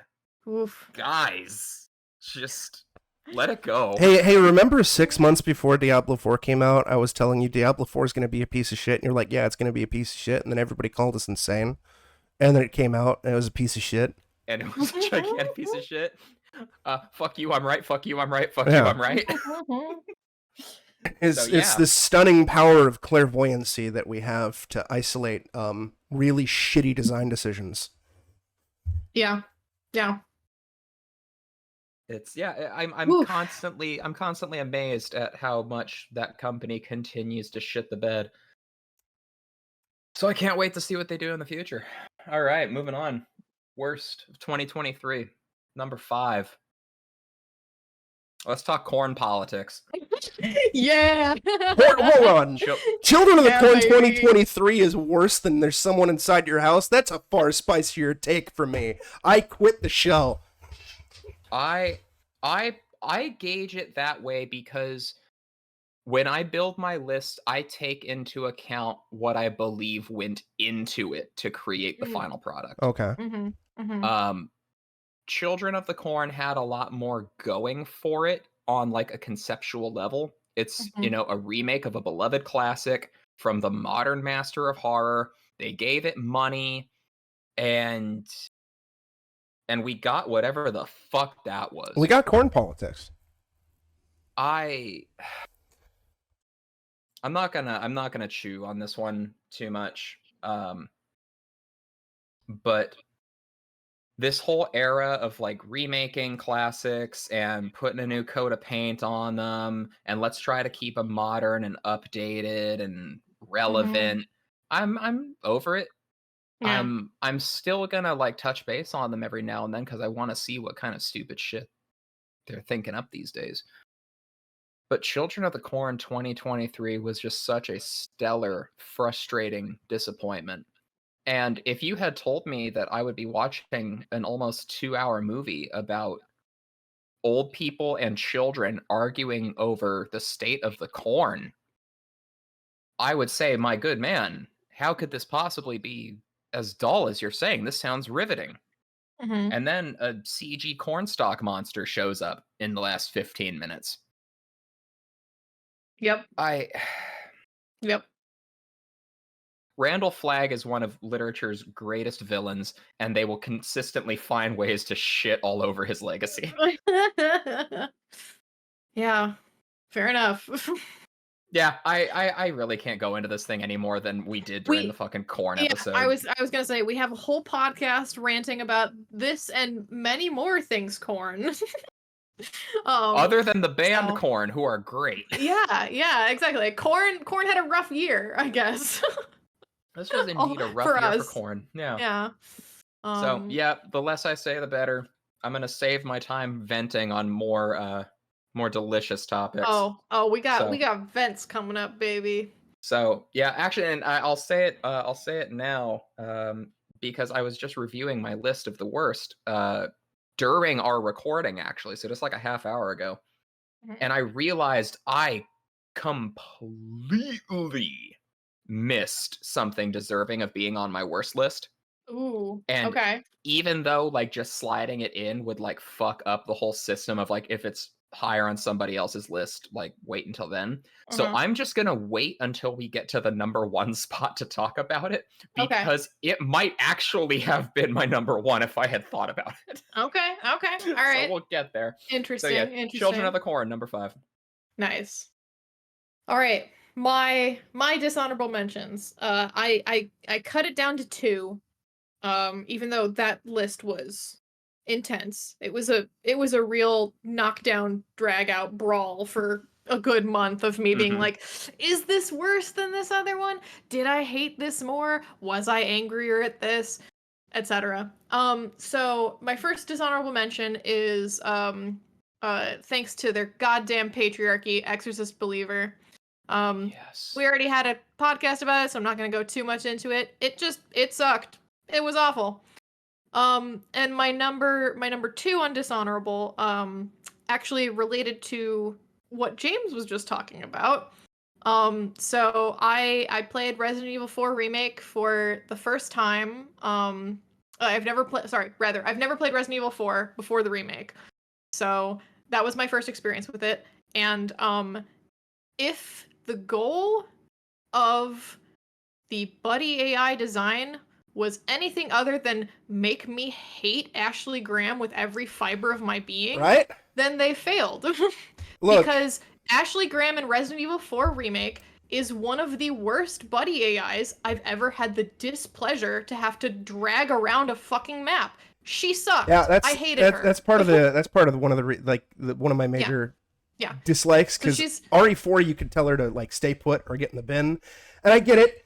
You want to maybe strengthen her character, but you didn't. You didn't. You just made the game more frustrating. Like that catapult section, you could have her sit in a house as you take out the catapults and not have her get murdered. I don't know. That's great. If you want to like, great, because half the time she was just running straight into cannon fire. Yeah, I don't know. Maybe if you want to have her like strengthen her character a bit, maybe be like, give her a gun. Like, do the Ellie thing and be like, hey, and then Leon's teaching her, and that adds to her character of like, oh, I'll be a Secret Service agent too. Yeah, and here's the thing. In the sections with Louise, I fucking loved him. Oh yeah, he was Louise got a glow up. He had a gun. He's great. He was awesome. So that's why I'm like, you know what? I hated her buddy AI, but I'm excited for Sheva in RE5 remake because I saw Louise, and I'm like, they can do good buddy AI if they just give them fucking guns and don't make them like, save me. Fuck off. I didn't. We reached the pinnacle of success with buddy AI as a non-combatant with Elizabeth in BioShock Infinite. Yes, absolutely, we did. Yeah, yes. Forgot 100%. I forgot to mention that in my RE4 tirade, Luis got a hell of a fucking glow up. I was initially off put by his design and voice, but he quickly grew on me. Yeah. I hated him at first, and then I was like, I actually sent James a text being like, oh, I really like Louise. I'm glad he's like the buddy for this chapter. And then 40 minutes later, Louise, no! Yeah. His death hits so much fucking harder in RE4 remake. Yeah. Yes, it does. Oh, I guess, sorry, spoilers, Lee. Yeah, so, shit. Wait, no, I already know everything about RE4. Oh, okay, good. All right, so my worst. My number 5 on my worst list. Get in there. Modern Warfare 3 remake. Yes. Yeah. I did debate. You mean that where DLC this passing as a was- full-fledged game? Yeah, that's the thing is I'm like I hesitated a lot to put this on the list because it is very clearly the result of executive meddling and a bunch of devs who know what they're because like here's the thing, it's Call of Duty. The gunplay was still really awesome. Like I really liked shooting the guns. I was like, yeah, this is the FPS that, I've grown to love over many iterations. But damn, it sucked. It was just like, and I'm a sucker for the original Modern Warfare trilogy. It's just bombastic and ridiculous, and I love it. And it has one of my favorite villains of all time, and they totally fucking dropped the ball with him here. I don't know what you're talking about. Ben Shapiro seemed fine in Modern Warfare 3. Discount Ben Shapiro. That's the thing. Low rent, shirtless Ben Shapiro. That was who we were fighting, and I was like, this is not Makarov. I'm gonna be that person and be like, not my Makarov. Yeah. I was so happy when that you got the tickle from the Act Man's rant about Modern Warfare 3 about Makarov, where he's just like they keep spamming the same image. Literally every time, I was like, every single time they talked about him, they just showed that one photo of him, and I was like, stop it. I literally started a drinking game with it. It's great. But yeah, it was not good. It was not fun. It was 4 hours, which I'm really glad I didn't pay full price for. Also the fact that like booting it up basically tried to trick me into buying a battle pass for Warzone. Yeah. I was just like oh, that's the whole smarmy. Yeah, that's great. The boot screen is like a bunch of Warzone stuff, and I was like, I booted Modern Warfare 3. Where's Modern Warfare 3? And you have to go through menus to get to the game that you booted up. Wonderful. And I'm like, this is the most backwards, stupid shit. And I know what you're doing, Activision CEOs, and I fucking hate you. So yeah, it's great. 10 out of 10. You're Modern Warfare 3. Fuck you, Activision. Yeah, and then everybody keep this in mind that the length of that campaign will probably be about the same length as this podcast you're listening to right now. Yeah. Yeah, so if you want, boot up Modern Warfare 3 and play along. Yeah, we're play along. we're already an hour and a half into this shit, and we only just started the worst. Buckle up, you fucks. Hell yeah. And by you please. fucks, I mean Renzi. I got Buckle the up, caffeine Renzi. flowing. Let's go. Hell yeah. Good shit. Modern Warfare. Yeah, number 5. All right, I guess I got a few dishonorable mentions that I'll quickly ramble off. No particular order. Most recent addition is Rebel Moon, for a movie that starts with a fucking space vagina. It's so fucking boring. Hey, Yeah. Speaking of boring and nothing fucking happening, The Maze is another dishonorable mention. Yeah. What a piece of shit. Yeah. I didn't even want to put that on my dishonorables. That was I garbage. don't want to really talk about Rebel Moon all that much outside of it's boring, and we already did a podcast about The Maze.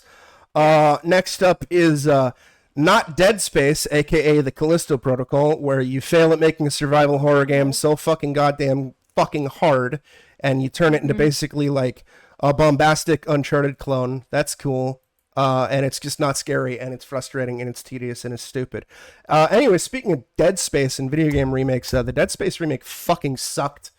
I know everybody's loving that game, and I'm happy if you love it, but for me, it's a mostly one-to-one remake, but it fucks up a lot of the like. I'm not even the biggest fan of the original Dead Space, but like, one of the big sticking points for me is the fact that in the original Dead Space, you start with your plasma cutter, and then when you get to the shop, you have weapons that you could buy with credits, and you get to decide which weapon that you want to pick up and use. So it's like it's very RE4 in that respect, right? So and it doesn't clutter your inventory. You can just maybe focus exclusively on like one gun, and that's it. Dead Space, the remake, they're like, LOL, no, you can't buy guns. You got to find them in the fucking environment. So that means you're stuck with waiting to get the gun that you want until the game arbitrarily decides to drop it in your fucking lap, and you get tons and tons of ammo for stuff that you don't really want to use because they're like, no, use everything. I don't want to use everything. I want to use what I want to use. Ammo is scarcer and enemies are more durable. It's a far buggier experience.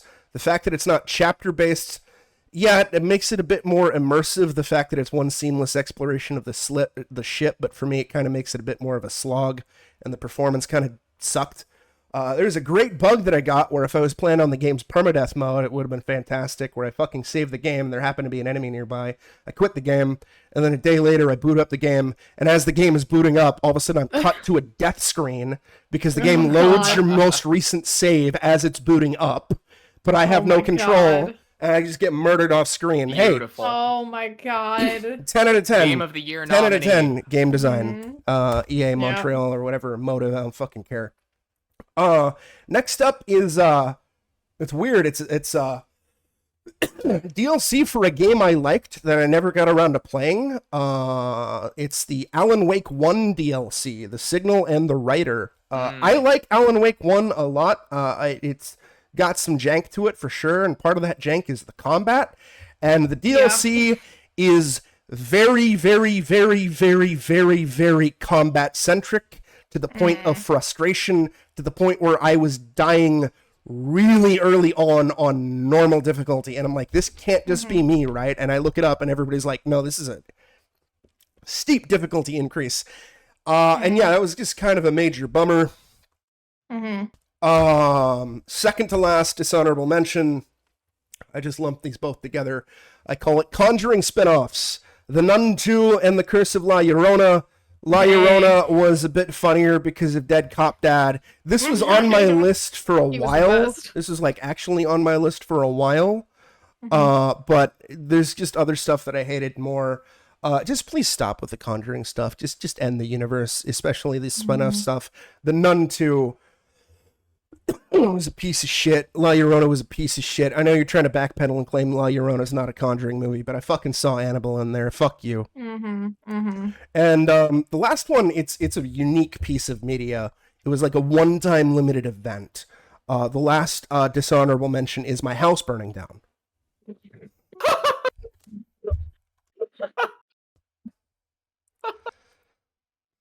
I got the laugh I wanted. Shit. Jesus Christ. All that setup, baby.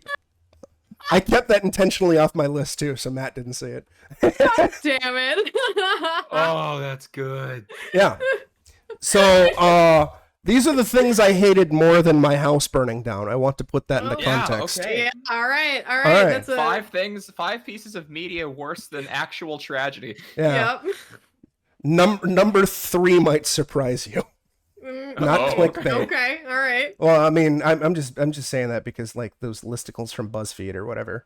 Yeah, that's normal. Dentist Yeah, hate number 4. This is none of this is going to surprise either of you because I've been bitching about most of this stuff for a while. But anyways, number 5, I'm going to keep it brief because we did a podcast episode about it, and Lee briefly touched upon it already. There's someone inside your house. What a contemptible piece of shit. Yeah, What no, a there's fucking no one. vile There's not a piece of person in shit. the house. There's the title is a fucking lie. It's fucking shitty fucking fake woke zoomer bullshit. And it's fucking convoluted as fuck for this fucking stupid hazing ritual nonsense. Every fucking character is unlikable. None of the kills are particularly fun. It's just a piece of shit. Yep. All right, Lee, what's your 4? No frills, baby. Just fuck that movie. All right. Well, for number 4, we're going to Alcatraz. Resident my Evil God. Death Island. Oh, Yeah! wow. Yeah. Oh, my What do you God. mean? You didn't like nanomachines? I keep holding out hope for these films, That's your and first I mistake. don't know why Yeah, anymore. I don't know why. What is wrong with you? What is wrong with you? Because some of the earlier ones, like, kind of knew what they were doing, like the stupid, like, John Wick gun kata sequences with Leon. I'm like, these are stupid, but man, I'll take it. And then after Infinite Darkness, I thought, damn, we can't do worse than Infinite Darkness, can we? Oh boy, folks. This sucked. what could have been a cool backstory for your villain became a weird, tropey, Yeah. like edgelord fucking character. Like, oh, I'm gonna make a big statement about global consumerism by shooting myself in the head. Like, wait, what? Did dinosaurs have What's- morality? What's your plan here? We need to go. Oh, back I forgot to a about the pure dinosaur era morality. when giant lizards roamed the earth, and my nanomachine mosquitoes will make this happen. And Jill and Claire are looking at each other like, what the fuck is this guy talking about? Yeah. Who are No. you, No. sir? This is a Wendy's. I'm frustrated because the animation on these things is great. Resident Evil has a fantastic cast of characters to pick from, and we just can't seem for the life of us to get a good script. Yeah. I genuinely believe that's the only thing missing. You just need a competent fucking writer who can put a story together and let the rest just flow. And you know what? I think I said this during our Death Island like discussion. If this had released as like a 4-player co-op game where like you could play as the 4 people on the island, be Dope. fucking baller. Yeah, that'd be nice. That'd be Dope. neat. Like one of the things I've been saying, because that's also one of the problems that I have with Resident Evil as a whole, is when they'll like reboot it into like something more horror focused, and then they keep trying to push it into action territory, and it's like just make mainline really fucking horror focused and release action spin-offs, or make mainline really fucking action focused and release horror spin-offs. Don't stop trying to like have your cake and eat it too. Like I wanted Resident Evil Village to be scary. I did not want it to turn into Resident Evil 6. Resident Evil 4, Resident Evil 4, the original, while it has like creepy, spooky atmosphere and is way scarier than a lot of people give it credit for, is mostly a fun action romp. Trying to turn it into a darker, scarier tale with the remake for me didn't quite work. Like, just do one or the other, and then have your spinoffs be the opposite. That way you can please both camps. Please. Yeah. Nope. You get Kevin Bacon turning into a shark monster. I mean, there's that too. It's 10 out of 10. Yeah. Resident Evil Death Island, number 4. Fuck out of here. Nice. All right. I'm kind of cheating a little bit, I think, with my number 4, because technically I didn't finish it in 2023. But that's because it wasn't finished in 2023. But I experienced enough of it in 2023 to say, fuck this. Copy. Silent Hill Ascension. Hey, that's my barbarian. Hey, okay. That was my number 1 before I watched it. And then we watched it, and it's my barbarian and also my congealed failure award. Because I hate it, but I also don't hate it. It to me it is incomprehensible. I do not. First of all, like similar to what we were saying about Death Island, I think if you had released something like Ascension as a game that was made with like Twitch integration kind of thing, where like a streamer could play it with their Twitch chat, right? Where it's like that's the whole premise, is that you're all playing the game together via voting in Twitch. That sounds amazing. This ain't it. Nice. The whole like it being a TV show hybrid video game with a fucking battle pass where you buy like voting points to do what you do in every fucking supermassive game by yourself without fucking like, I'm just like, I genuinely like, it's baffling to me how bad it is. A lot of people were throwing around like AI accusations. I don't want to hop directly into that that whatever, like witch hunt kind of thing.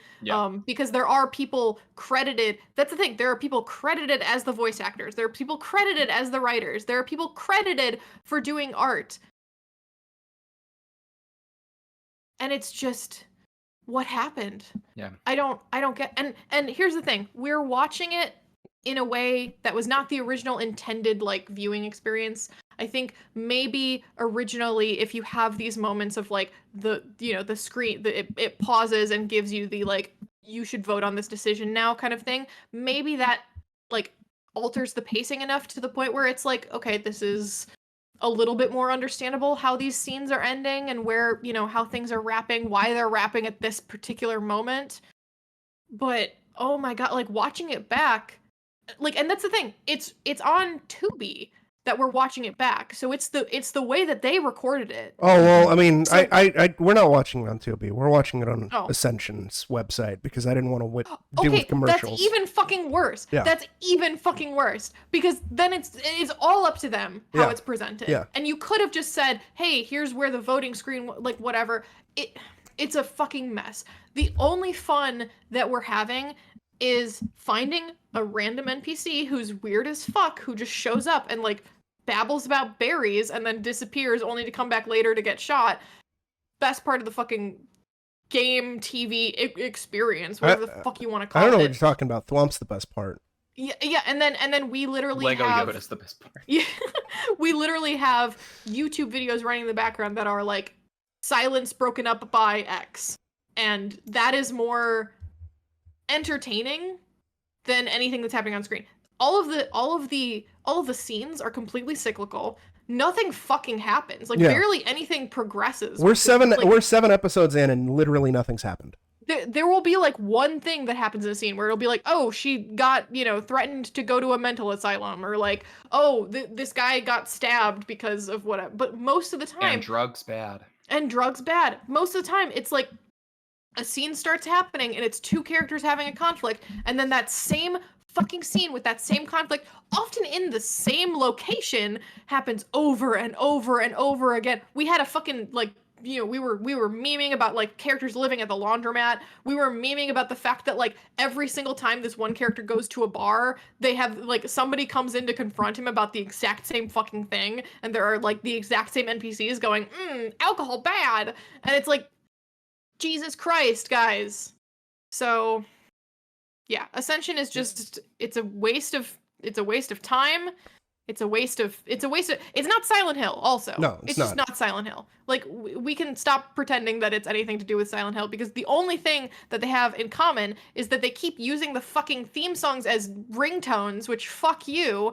And also they use the Ash from the movie, which also fuck you, because that was like the coolest thing in the movie, and you don't get to fucking just be like, oh, we're gonna take that for our shitty bullshit. Yeah.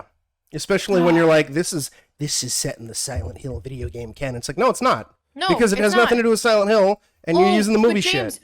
You can pay real money to put your weird, like, avatar character created bullshit into the game.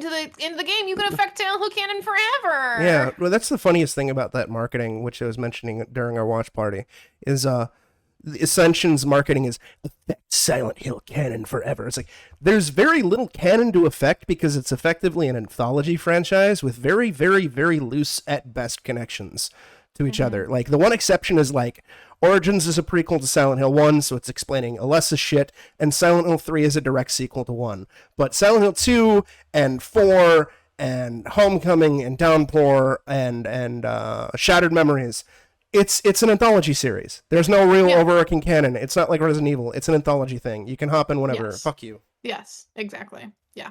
So yeah, number 4, Ascension. Perfect. Fuck you. Beautiful. Perfect. Well, I would love to talk about my number 4, but it's higher on somebody else's list. So Lee, get fucked. Oh boy. Well, it's too bad that your number 4 is higher on somebody else's list and you can't talk about it. If you're gonna blame anybody, blame the patriarchy. Oh, hey, that's my number 4. Oh, hey, perfect. Hey. Yeah, what a fucking piece of shit. Let's not talk about Exorcist Believer. We did do a podcast on this, right? We sure did. All right, yeah. I don't want to talk about it anymore. Another great installment of can you just please let this franchise die? Yeah. And oh boy, it's supposed to be a trilogy. And we're locked in, baby. We're locked in because Universal's not going to spend $400 million on the rights and not make those movies. Yeah. I was Buckle actually- the fuck up. I had to Google when Deceiver releases because I was gonna make that my least anticipated for next year, but Yeah, not it's- till 2025, babies. Yeah, there you go. So it's 2024 Golden Rocko's least anticipated. There you go. Spoiler alert. Yeah, Uh. I'm not gonna waste any more of my breath on this fucking movie. This movie sucks. Yep. The next 2 movies don't need to happen. Mm-hmm. Just let it die. Yeah, Agreed. Get fucked. yeah. A shout out to my boy Pazuzu. Yeah. Wonderful. Yeah, extra Alright. flavor number 3. Fuck it. Nice. My number 3 is higher on someone else's list. Oh my Oh, God. god. All right. I think I know what it is too. Oh, I think Lord, I know it's coming. whose it is. Oh, good. Well, my number 3 is Pokemon Scarlet and Violet DLC, The Hidden Treasure of Area Ooh. Zero. This Okay. was my number 5 for most of it. Ever since I decided to sit down and play this piece of shit. Because I was like, you know what, this will be fun to meme on and shit on stream. Let's go through it. Yeah, it was as terrible as I was expecting. And somehow even worse in a lot of regards. Because it's basically every issue of the main games of Pokemon Scarlet and Violet, but like compounded into a smaller package, so it's like even worse. But then they announced, LOL, guess what? More content's coming in January. There's a stupid epilogue that wraps up the entire story that you have to wait for, even though it's actually in the DLC files now and people can access it if they have a hack switch. So that bumped it up to number 3 for me because fuck you, Nintendo, and fuck you, Game Freak. I fuck you on your continued insistence on event FOMO. Fuck you on your continued insistence on sticking stuff in terror raids. Terror raids fucking suck. They're fucking broken and shit and not fun. It's fuck you for fucking doing the same goddamn shit that everybody fucking hates with the fucking stupid sandwich bullshit and the fucking gym challenges. Like, just let me fucking fight other trainers. I don't want to fucking do some stupid obstacle course bullshit. I can't eat any more sandwiches. Yeah. There was The Grundle special will live on in our hearts yeah, forever. it will. There's like, I remember there were 2 things that this game did that kind of I thought were neat. I can't remember what the second one was. I remember chiming into you guys when it happened. Can't even remember what that is. That's how fucking miserable this game is, though. But one thing I will say is there was one gym challenge in this game that was actually good. Although I hated it because I didn't know about it coming into it in advance, and it made me have to do like an hour of fucking grinding before I could like actually fight the gym leader. And that was the gym challenge was you can only compete against the gym leader or Elite Four member with Pokemon caught in the DLC area. And it was like, okay, this is like an actual unique challenge that requires you to like prep and actually do battles and catching Shake up your team. and shake up your team and fall into the mechanics of the actual game, not push a fucking olive through a fucking obstacle course or fucking do a fucking QTE dance sequence or make a fucking sandwich fetch quest shit. Fuck this DLC and fuck Game Freak and fuck the Pokemon Company. How the fuck is this DLC running worse than base game? How it's been a year, you've had a year to patch it.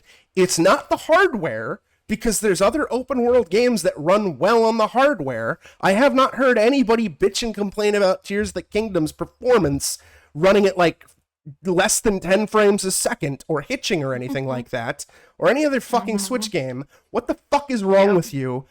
Yeah. Take the Pokemon franchise away from Game Freak and the Pokemon Company. Just give it to fucking anybody at this point. This is fucking miserable. I'm done.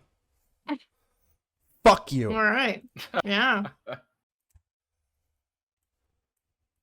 All right. Onwards. Number 2. Oh boy. Oh boy. Dramatic pause. No, I'm just I don't even know where to start with this fucking thing. The Invitation. All right, which invitation? Oh. Because we watched 2 of them. The No, one with I know which fucking one. Dracula. Okay. The Dracula one. I figured it was the Dracula invitation, but just on the off chance it was the cult invitation, I had to ask. So Oh, this boy. piece of shit is framed as I forgot we watched that. a dinner Oh, did I? party, like, gothic romance. This young beautiful girl's getting courted by the wealthy distinguished gentleman, but something's weird about all of it. And it's like, okay, this is about to be a monster movie, or he's the devil or something, and the character's name is DeVille. It's like, come on. Yeah. And then okay, he winds up being fucking Dracula. And this is such a steaming piece of shit. Yeah. It's fucking Yeah. awful. Thanks, Yeah. Lou. I mean, granted, Yeah, she I- hated it too, but she so- wanted us to suffer. But still, Yes, yeah, I know. Yeah, I'm like I know she hated it because I definitely watched this before I saw it with the goons, and yeah, I actually totally forgot he was supposed to just be Dracula. I was like, okay, I think this is like a twist on Dracula, and he's not actually Dracula. And then we rewatched it, and I was like, oh no, the names are like Mina and shit, and I'm Yeah. like, oh, it's literally just that sucks. So- Yeah, Sean Pertwee's character is Renfield. Their Yes. neighbors are Mina and Jonathan Harker. Yes. For- It's like it's so blatant. It's like this is really dumb, for guys. for context, listeners, in my Discord we do like weekly watch parties, and a few months ago, after one of the watch parties, I was like showing off trailers for stuff. I forgot what. It was like I think me, Lou, Greedy, Gino, maybe one or two other people. And Lou was like, "Oh, have you seen The Invitation? You should throw on the trailer for The Invitation." I was like, "Oh yeah, I've seen The Invitation. Let me throw on the trailer for that." And I threw it on, and it was the cult movie, the one that you showed me, Kat. And then I played the trailer, and Lou was like, "Oh no, I was talking about The Other Invitation." And I was like, "What other invitation?" And then we watched the trailer for The Other Invitation, and I was like, "You know what? Let's set this up as a watch party at some point where we watch. The only connecting tissue is that these two movies have the same fucking title."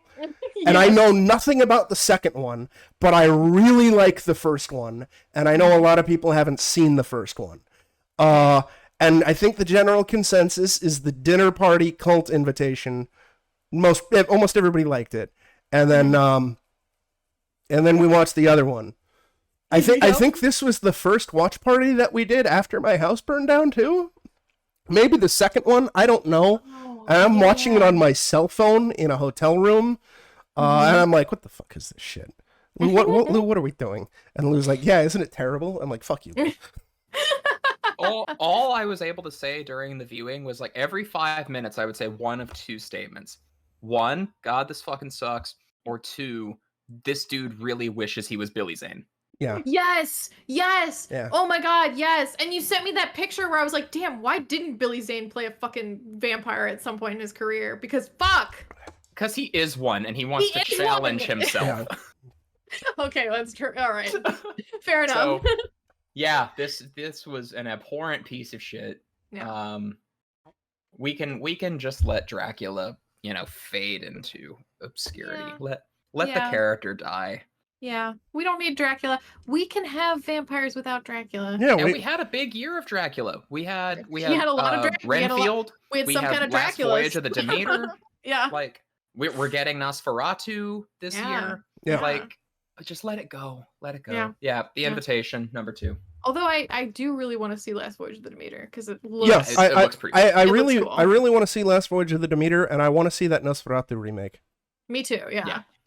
Yeah. Because that's Willem Dafoe, right? Yeah. Yeah. Willem Dafoe's I'm here not. for it. He's in it, but he's not playing the vampire. It's one of the Skarsgårds, I believe, is playing. Yeah. Right. Nosferatu. Yes. Yeah. But it's Robert Eggers, I think. Okay. Who's directing? It's a Robert Eggers movie. Mhm. Could be good. I think he's mostly been okay. Yeah, and Bill Skarsgård is playing. Yeah, I haven't. Count. Oh, I actually, of course. I have not seen any of his movies, but I've heard nothing but good things about The Witch, The Lighthouse, and The Northman. Oh, I love The Witch. So Witch yeah, is fucking great. great. All right. Yeah, I I haven't I seen know the any Northman of those. got. Yeah. I know the Northman got a lot of praise. So Yeah, and sure he's great. the Lighthouse is also supposed to be really, really fucking good, but I haven't seen it. That one yet either. But yeah, it's got a stacked cast. It's got Bill Skarsgård as Count Orlok. Who was I confusing him with? I was confusing him with somebody. Anyway, it's got Nicholas Hoult in it. Which is funny because he was just Renfield. He was Renfield. Yeah, Nicholas Hoult. I did watch Renfield. I think this year, and it was okay. Mostly Cage saves it. Beautiful. Yeah. Cage's Dracula is so inspired and so fun. Oh my! I was like, this is. I love him. Dude, it has. I think this is the fucking Van Helsing character. It has Ralph Ineson as in the movie. Oh. Hell yeah. I believe. I mean, I'm Love not. To hear it. I mean, I know he's in The Witch, but I'm assuming based on all of our discussions, he's going to make an appearance in our top 10 minor spoilers. I'm assuming he is. Oh yes, he'll be there. Yeah. He'll be there. he was on your list twice already because he's in Diablo 4 as well. I haven't played Diablo 4. Well, look, they can't all be good decisions. I know. Listen, same with Jason Isaacs. Man's gotta eat. Yeah, exactly. Yeah, fuck the invitation. It's a piece of shit. Invitation sucks. Yeah, absolutely. Okay. My number 2, kind of needs no introduction. It's been on this worst list multiple times. It's Balan Wonderworld. Hey, I can't wait for Lee to play it. So you got around to it. Lee, I want you to play it so you can shove it on your worst at some point in the future. Yeah, we need to do it. We can have it exist in all of time for just Gooncast. I've already bought it. Oh, it was a piece of shit. Yeah. Garbage. For context, these fucking idiots, when my house burned down, were like, "Hey, we're gonna do a charity to try to help raise money to get Saber back on his feet." And I was like, "Oh, that's nice." Yeah, we're such assholes. And then they were like, "We're gonna play Balan Wonderworld." It's like, wait, what? No, don't do it. Don't do it. Yep. And Kat and Emu both played through the entirety of Balan Wonderworld. I think Grady played maybe a little bit of it. I don't fucking know. Somebody played shit. Looted too. I don't know. I avoided every stream because I get fucking PTSD from fucking Balan Wonderworld. Sorry, it was for you, but it wasn't for you. Yeah, I know. Except for then you donated $200 to Extra Life to make me platinum Balan Wonderworld because you're a fucking bitch. True. That's true. Yeah. Hey, if you had another really high tier thing, I would have donated to that, but Balan was the only thing.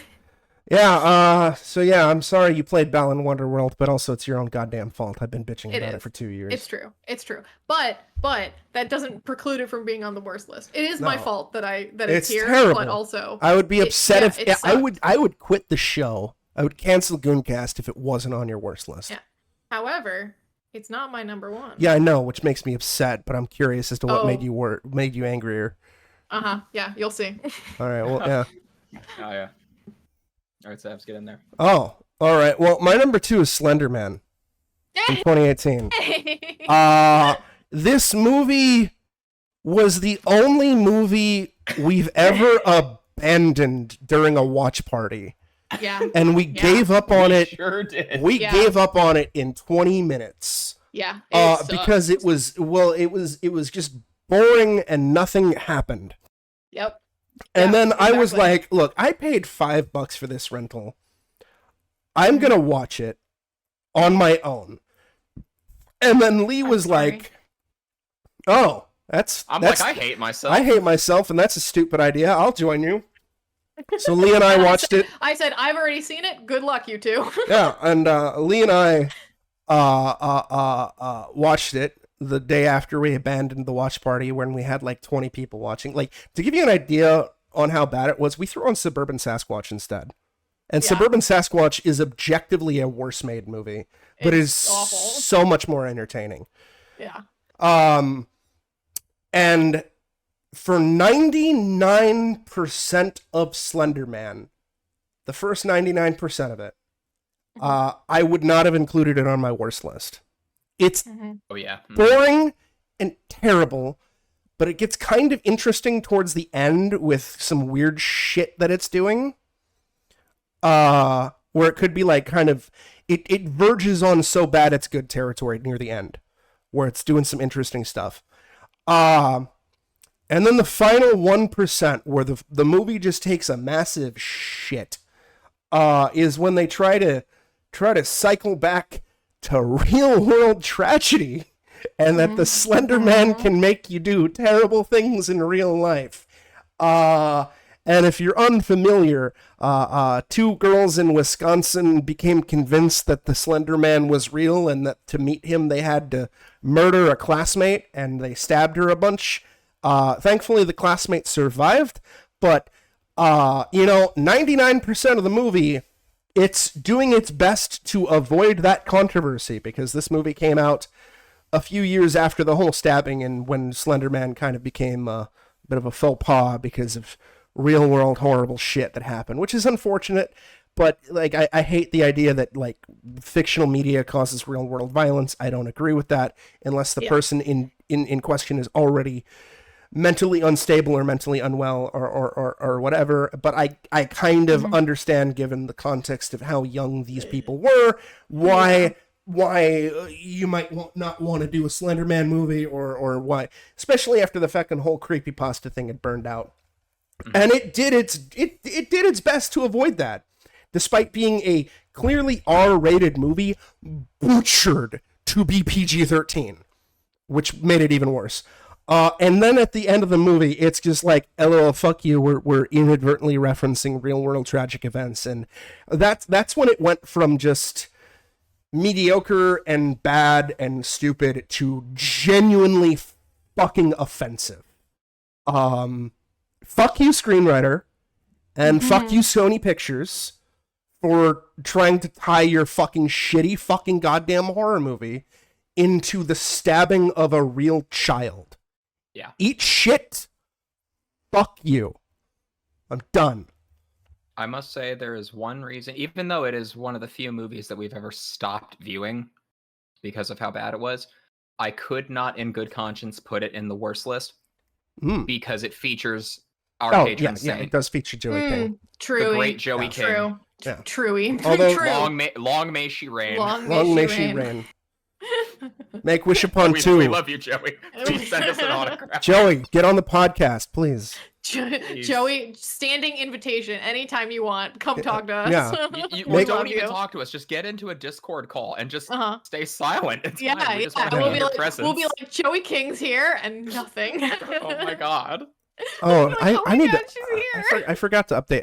I forgot to do that. I'm gonna update my Twitch credits to special thanks, Joey King. Yeah, absolutely. Fucking right. Yes. Yeah, spiritual consultation. Oh, there we go. Yes. Correct. All right. On to the dankest of the dank. Are we doing Barbarian first, or I mean, my Barbarian was Silent Hill Ascension, and you spoiled it, so. I know. Sorry. That's fine. Oh yeah, we can. Okay, yeah, we can throw the Barbarian Award in there. So when I initiated the Barbarian Award last year, it is for outstanding achievement in just like media that you see and you just shrug and go, huh? And I refuse to elaborate further. This is a very Lynchian award. It's like, why is that your Barbarian pick? You just Barbarian. That's why. Because Barbarian. Yep. So my winner this year for the Barbarian Award, Golden Rocko's 3, is Silent Hill Ascension. Hey! All right. For outstanding achievement in... So this is fantastic. Silent Hill Ascension has won 3 awards on this show. It's won 2 Barbarians and 1 Congealed Failure. Yep.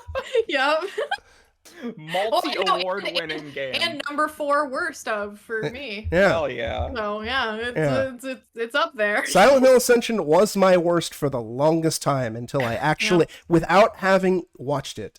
Yeah. And then I watched it, and it got Congealed Failure and Barbarian. Nice. Yeah.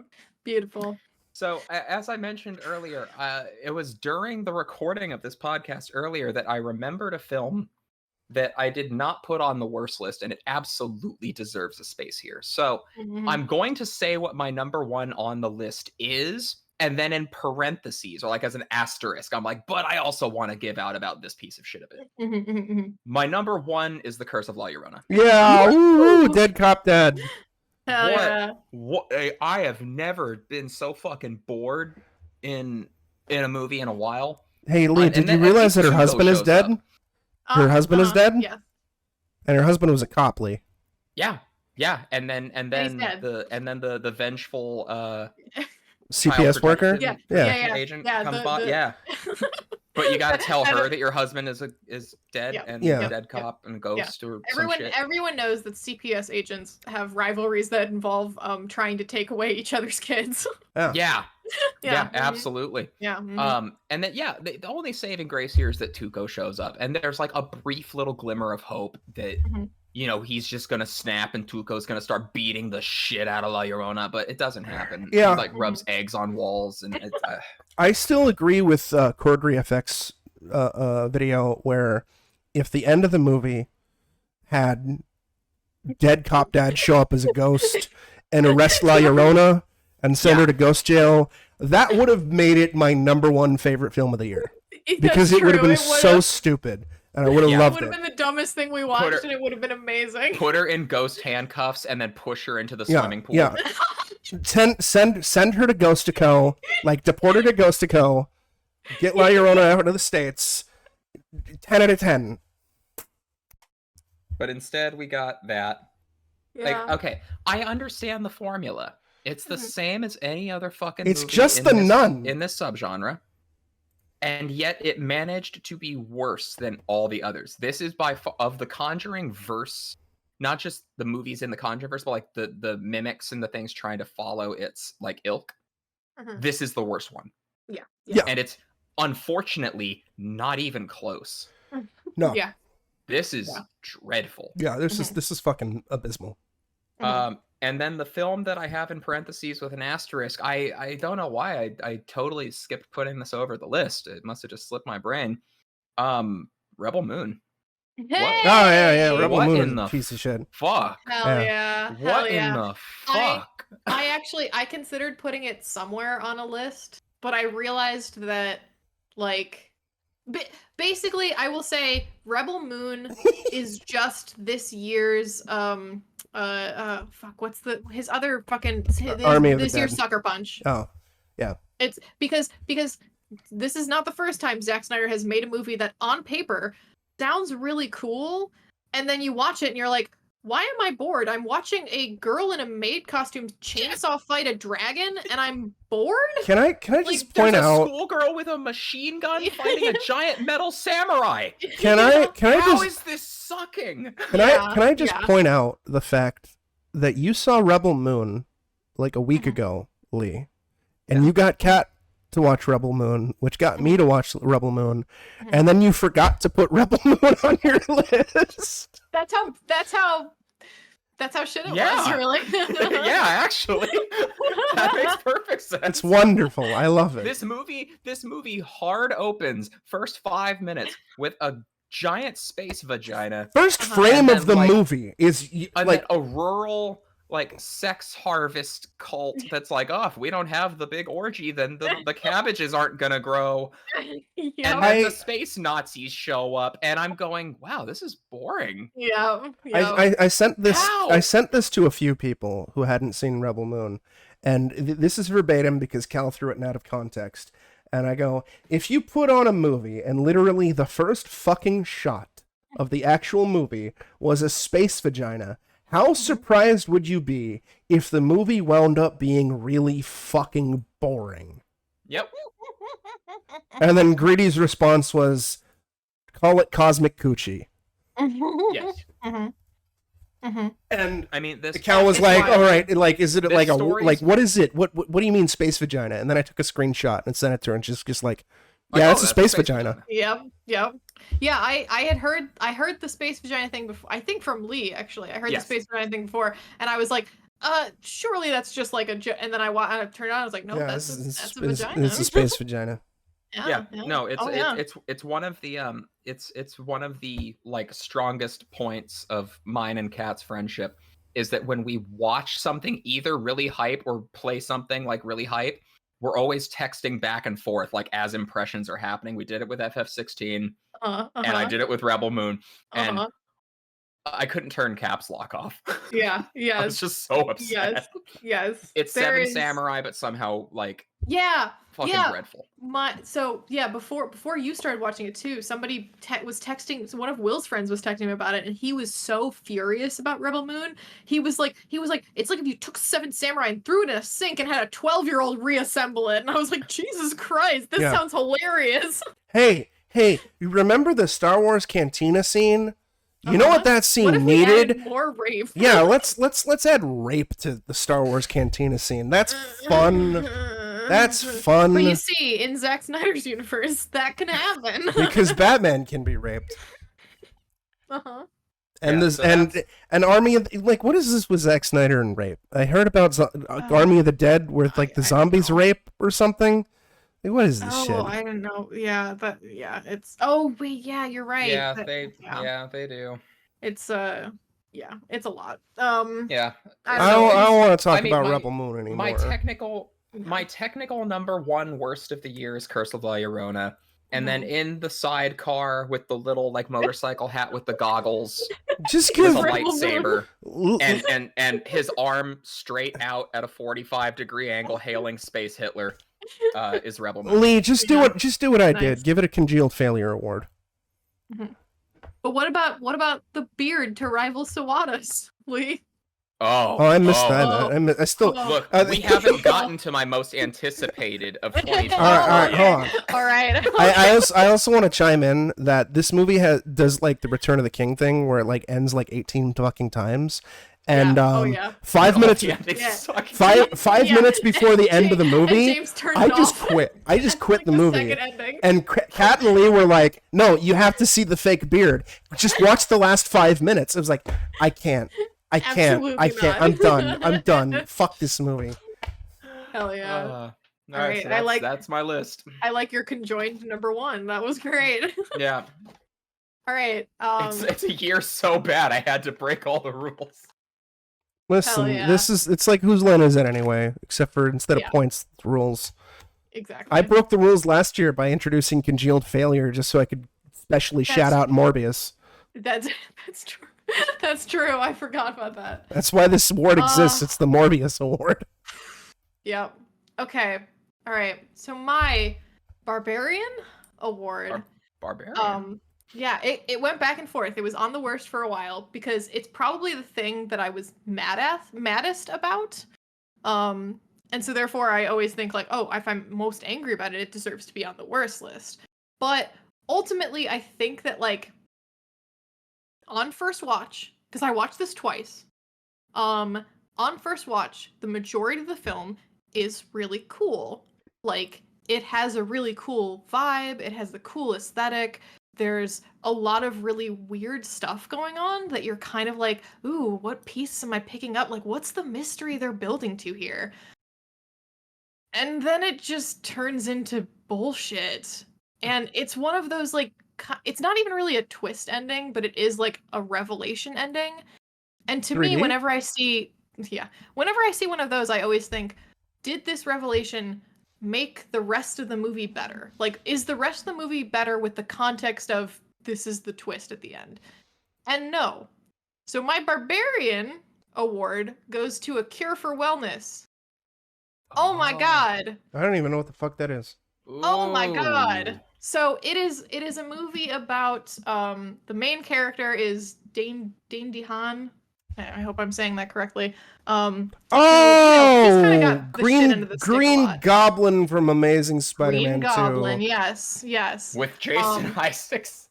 Oh. Okay. Yeah. And so it's he plays like a stockbroker or something like that who does something kind of illegal. And then he has to go to this exclusive spa in the middle of fuck off Europe to go get the CEO back, who has abandoned the company and left this really cryptic note as to why he's going. This is a Gore Verbinski movie. Yeah, this is Gore. Oh. And it's really basically the intro, there's a scene where he's on the train and it's really fucking well shot and really artistic and weird, and there's this mystery of why did the CEO leave? Why is he here? What is happening here? and slowly they're like seeding to you little things. There's this like mysterious girl character that you don't know what's up with her. It's like very, very weird and twisted. And then they keep leaving hints about like the founding of the asylum, and like that there was this like duke hundreds of years ago who had a thing for his sister, and they got married, and the townsfolk were not okay with that and burned the place down. And you're like, wow, that's a really weird detail to add. I wonder if this will come into play later. And it sure does. And so I ask myself, does knowing that this entire movie is leading up to the revelation that Jason Isaacs is an 800-year-old eel sorcerer whose sole motivation is to rape his own incest baby. What? Does that make this movie better? And no, it does not. What the fuck? It sucked so much ass. Yeah. So like the whole thing is that like there's these like eels that have some sort of like magic powers, and that's like part of the like there's a lot of like body horror around like them like shoving eels into people, and it's really weird and fucked up, and like basically it's in the water, like they have these like little eel babies in the water, and you can see them like writhing under people's skins, and it's like, this is so cool. And then the twist is that, yeah, Jason Isaacs was the Duke from like 800 years ago. He's like a weird wizard who's like got half his face burned, but he's wearing like a crazy mask that like is completely indistinguishable from human flesh. And yeah, his whole thing, the whole thing that kicks off like the main plot is that the girl, the mysterious girl, is actually his daughter, and she's just aging really, really slowly because of magic eel powers. And she gets her period, and that's like his cue to be like, it's rape time. I'm like, I hate everything about this movie, guys. Like, I just keep hearing Rolf from Ed, Edd n Eddy in my head going, do you not want 3 eels, Ed boy? yeah, basically it's just, it's like I don't know what they were thinking. It's like everything about the movie up until the last like 30 minutes is really fucked up and weird and cool, and then the last 30 minutes are just, huh? Why? And I like the second it was, because Will and I watched it together, and Will was so mad about it, and I was like, I'm gonna watch this again by myself and see if like the knowledge that this like, because you don't learn anything about the CEO, you don't learn like the main character doesn't really have like a resolution to his stuff that's going on. It's kind of just, I'm gonna save this girl from getting raped by her uncle, and like no, it doesn't. Wow. Nothing works. Nothing feels like it was built up to that bullshit. It was just crap. So yeah, that's my Barbarian. Wow. I've got bad news for you, Kat. What? This is not the last time on this episode that we will be discussing sex eels. Oh no. Oh god. Oddly enough. Oh lord. Okay, but my number one worst, Right. which is weird because so like my Barbarian I was furious at. This one, while watching it, I actually weirdly did not find myself mad at it. Okay. Which was, I went in being like, cool, I'm gonna hate watch this because I want it to be on my worst of list, and you know it still did end up on my worst of list, but because I thought about it more, and it is one of the most incomprehensibly incompetent things I've ever seen. And it's specifically that it's coming from a team that should know better, that should know how to make a comedy, and should know, because that's the thing, it's a shitty comedy. It's a comedy where I watched it and I think I laughed once. Oof. In like 10 episodes or whatever it is. So yeah, my number one is Velma. Oh my god. Fuck, yeah. I never watched it. Yeah, Yes, I didn't watch good, it either. Good, because, and like, I didn't watch it until after it had already been renewed for season 2, which was like opening weekend. It was renewed already, so I was just like, okay. It got renewed?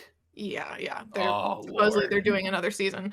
But yeah, the thing is like, and like also in fairness, I've gotten a lot of mileage out of watching people react to it to humorous extent on YouTube, and that has been enjoyable. But I remember watching it and just like I watched it not in a state of anger or a state of like rage, but in a state of utter confusion. Because you watch it and you go, instead of laughing at the jokes, you just go, who the fuck was this written for? Because the jokes are like, they're trying to be woke, but also they're like making fun of woke people.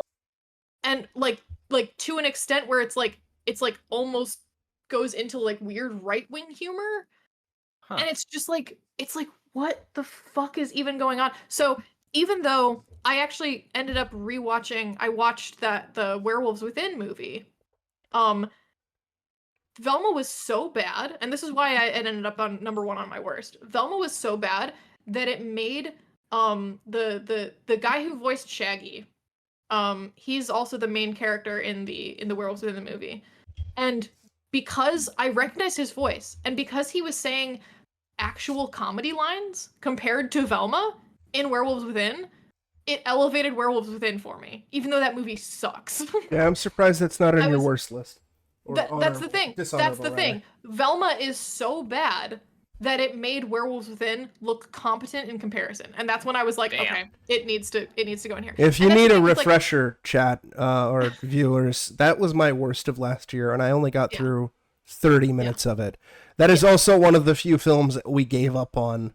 We Yes, we gave up on it. 10 minutes And in. It is still really bad, but holy shit, guys, Velma is just like it's mind-boggling. It's mind-boggling what they were, because like that's the thing. It's not that it's not that it's like, you know, the jokes are structured. The writing is like the pacing of the show is structured. It's clearly written by writers who should know better. And it's a comedy team that has done things in the past that are like, you know, people appreciate Mindy Kaling's previous work. People appreciate the like showrunner's previous work. So it's just sitting there. I'm like, who did this? What was this for? Why? And like, I'm not even coming at it from a like they ruined Scooby-Doo, because it's like it's not even Scooby-Doo. It's just not. It's nothing. It's like what is this even? Why? Why would you make the main character so unlikable when all of your like press interviews are talking about how much you related to the character and how much you wanted other people to relate to her? Like, why would you make her the most toxic piece of shit in the show if the goal was to like be like, I really love this character? None of the characters feel like they're loved by the creators at all. All of them feel like punching bags. That's what I heard. I heard it was a Scooby-Doo spinoff from seemingly people who hate Scooby-Doo and its characters. Yeah, it's like, and it's not even like, because I know I've seen stuff where I've seen there was the 3D Scooby-Doo had like a joke about like, oh, like Shaggy's writing basically sounds like what an old person would think a hippie sounds like, and it's like, okay, that's kind of weird to like, you know, it's like these characters are kind of timeless and like clearly people like them. Yeah. So why are you like, you know, being like, oh, the writing's bad? It's like, no, I don't think it is actually. Yeah. But like they don't even make like Scooby-Doo jokes. They make like stupid references to Scooby-Doo. Beautiful. It's like 10 out the of 10. weirdest. Again, I'm just like, I don't hate it. I can't hate it because I have no emotions about it. I'm just baffled. I just can't understand like what the creators were thinking. And like the animators, I think, did an actually decent job. Like the art for it, there's certain like elements of the art that are kind of cool. Like they have like these weird nightmare sequences where she has like panic attacks, which I won't even fucking get into how stupid they are written. But the nightmare sequences are well animated. I'm like, so clearly I'm glad they got paid and, you know, got something on their reel. I won't like, you know, be like, oh, that's a shame if somebody's like, I worked on Velma. But like, Jesus. Nice. This is all down to the writing. It's all down to the writing. Yeah. The writing staff utterly failed that show, and like it could have been something decent. I don't know. I'm like, I don't know. It's just I went in wanting to hate it, and I was disappointed I didn't hate it, but then I realized the reason I didn't hate it was because it was it was so bad I couldn't hate it. I couldn't even muster up the emotion. The hate would take effort. Exactly, that it didn't deserve. So, Velma, Damn. number 1. Yeah. Hate. Hate. All right, James. Get in there. Talk about the thing that's definitely number 3 on my list. Oh, well, speaking of hate and bad adaptations, hey, fuck you, Netflix, and fuck you for your Cowboy Bebop adaptation. Yep. There it is. Yep. What a piece of shit. Yeah. Yeah, it's so bad. I never forced myself to finish it. Yeah. I did because I wanted it to end up on my worst, and And your wish is granted. it sure did. It's Yeah. And this was one I hated. It takes one of the best anime of all time. One that even non-anime fans usually will go like, yeah, I've actually seen Bebop and I like that. Yeah. And it just shits all over everything. Minor positives. Yoko Kanno does the music, and she's a banger performance. She's a banger composer. She was the composer of the original show. Visually, it sometimes looks pretty good, and there's some deep cut references that they like. I'm not talking about like the Dutch angles, because fuck that. But I mean like the look of the show looks Bebop-esque at times. And there's some deep cut references like the Wick Donald shit. And I think Spike and Jet's casting are on point. Yes. Yeah, they were a really good like buddy duo. Yeah, even Jet's live action actor sounds like, to an extent, Jet's dub actor. That's it. That's the only positives I have. It bastardizes everything about the original show. It fucks everything up. It's at its worst when it's... I can't even say that. I was going to say it's at its worst when it's like directly trying to copy stuff from the original Bebop, but then it has like expanded vicious stuff, which is just the worst. The main thing I wanted to talk about was vicious, because look how they massacred my boy. Look how they massacred my boy. Yeah, Isn't he such a good villain in the original anime? And then he's just a fucking piss baby in the live action version. Yeah, and actually I will say I feel the exact same way about Vicious in this as I felt about Makarov in Modern Warfare 3, where it's like, hey guys, less is more. I know this is a cool villain, and I know you want to show him off, but actually he's a cool villain because you don't see a lot of him. Yeah, and he's because menacing. the things that he does do are really fucked up. And then you don't get like him fucking blathering at you about shaving his fucking balls for 20 minutes. I was like, shut the fuck up, show.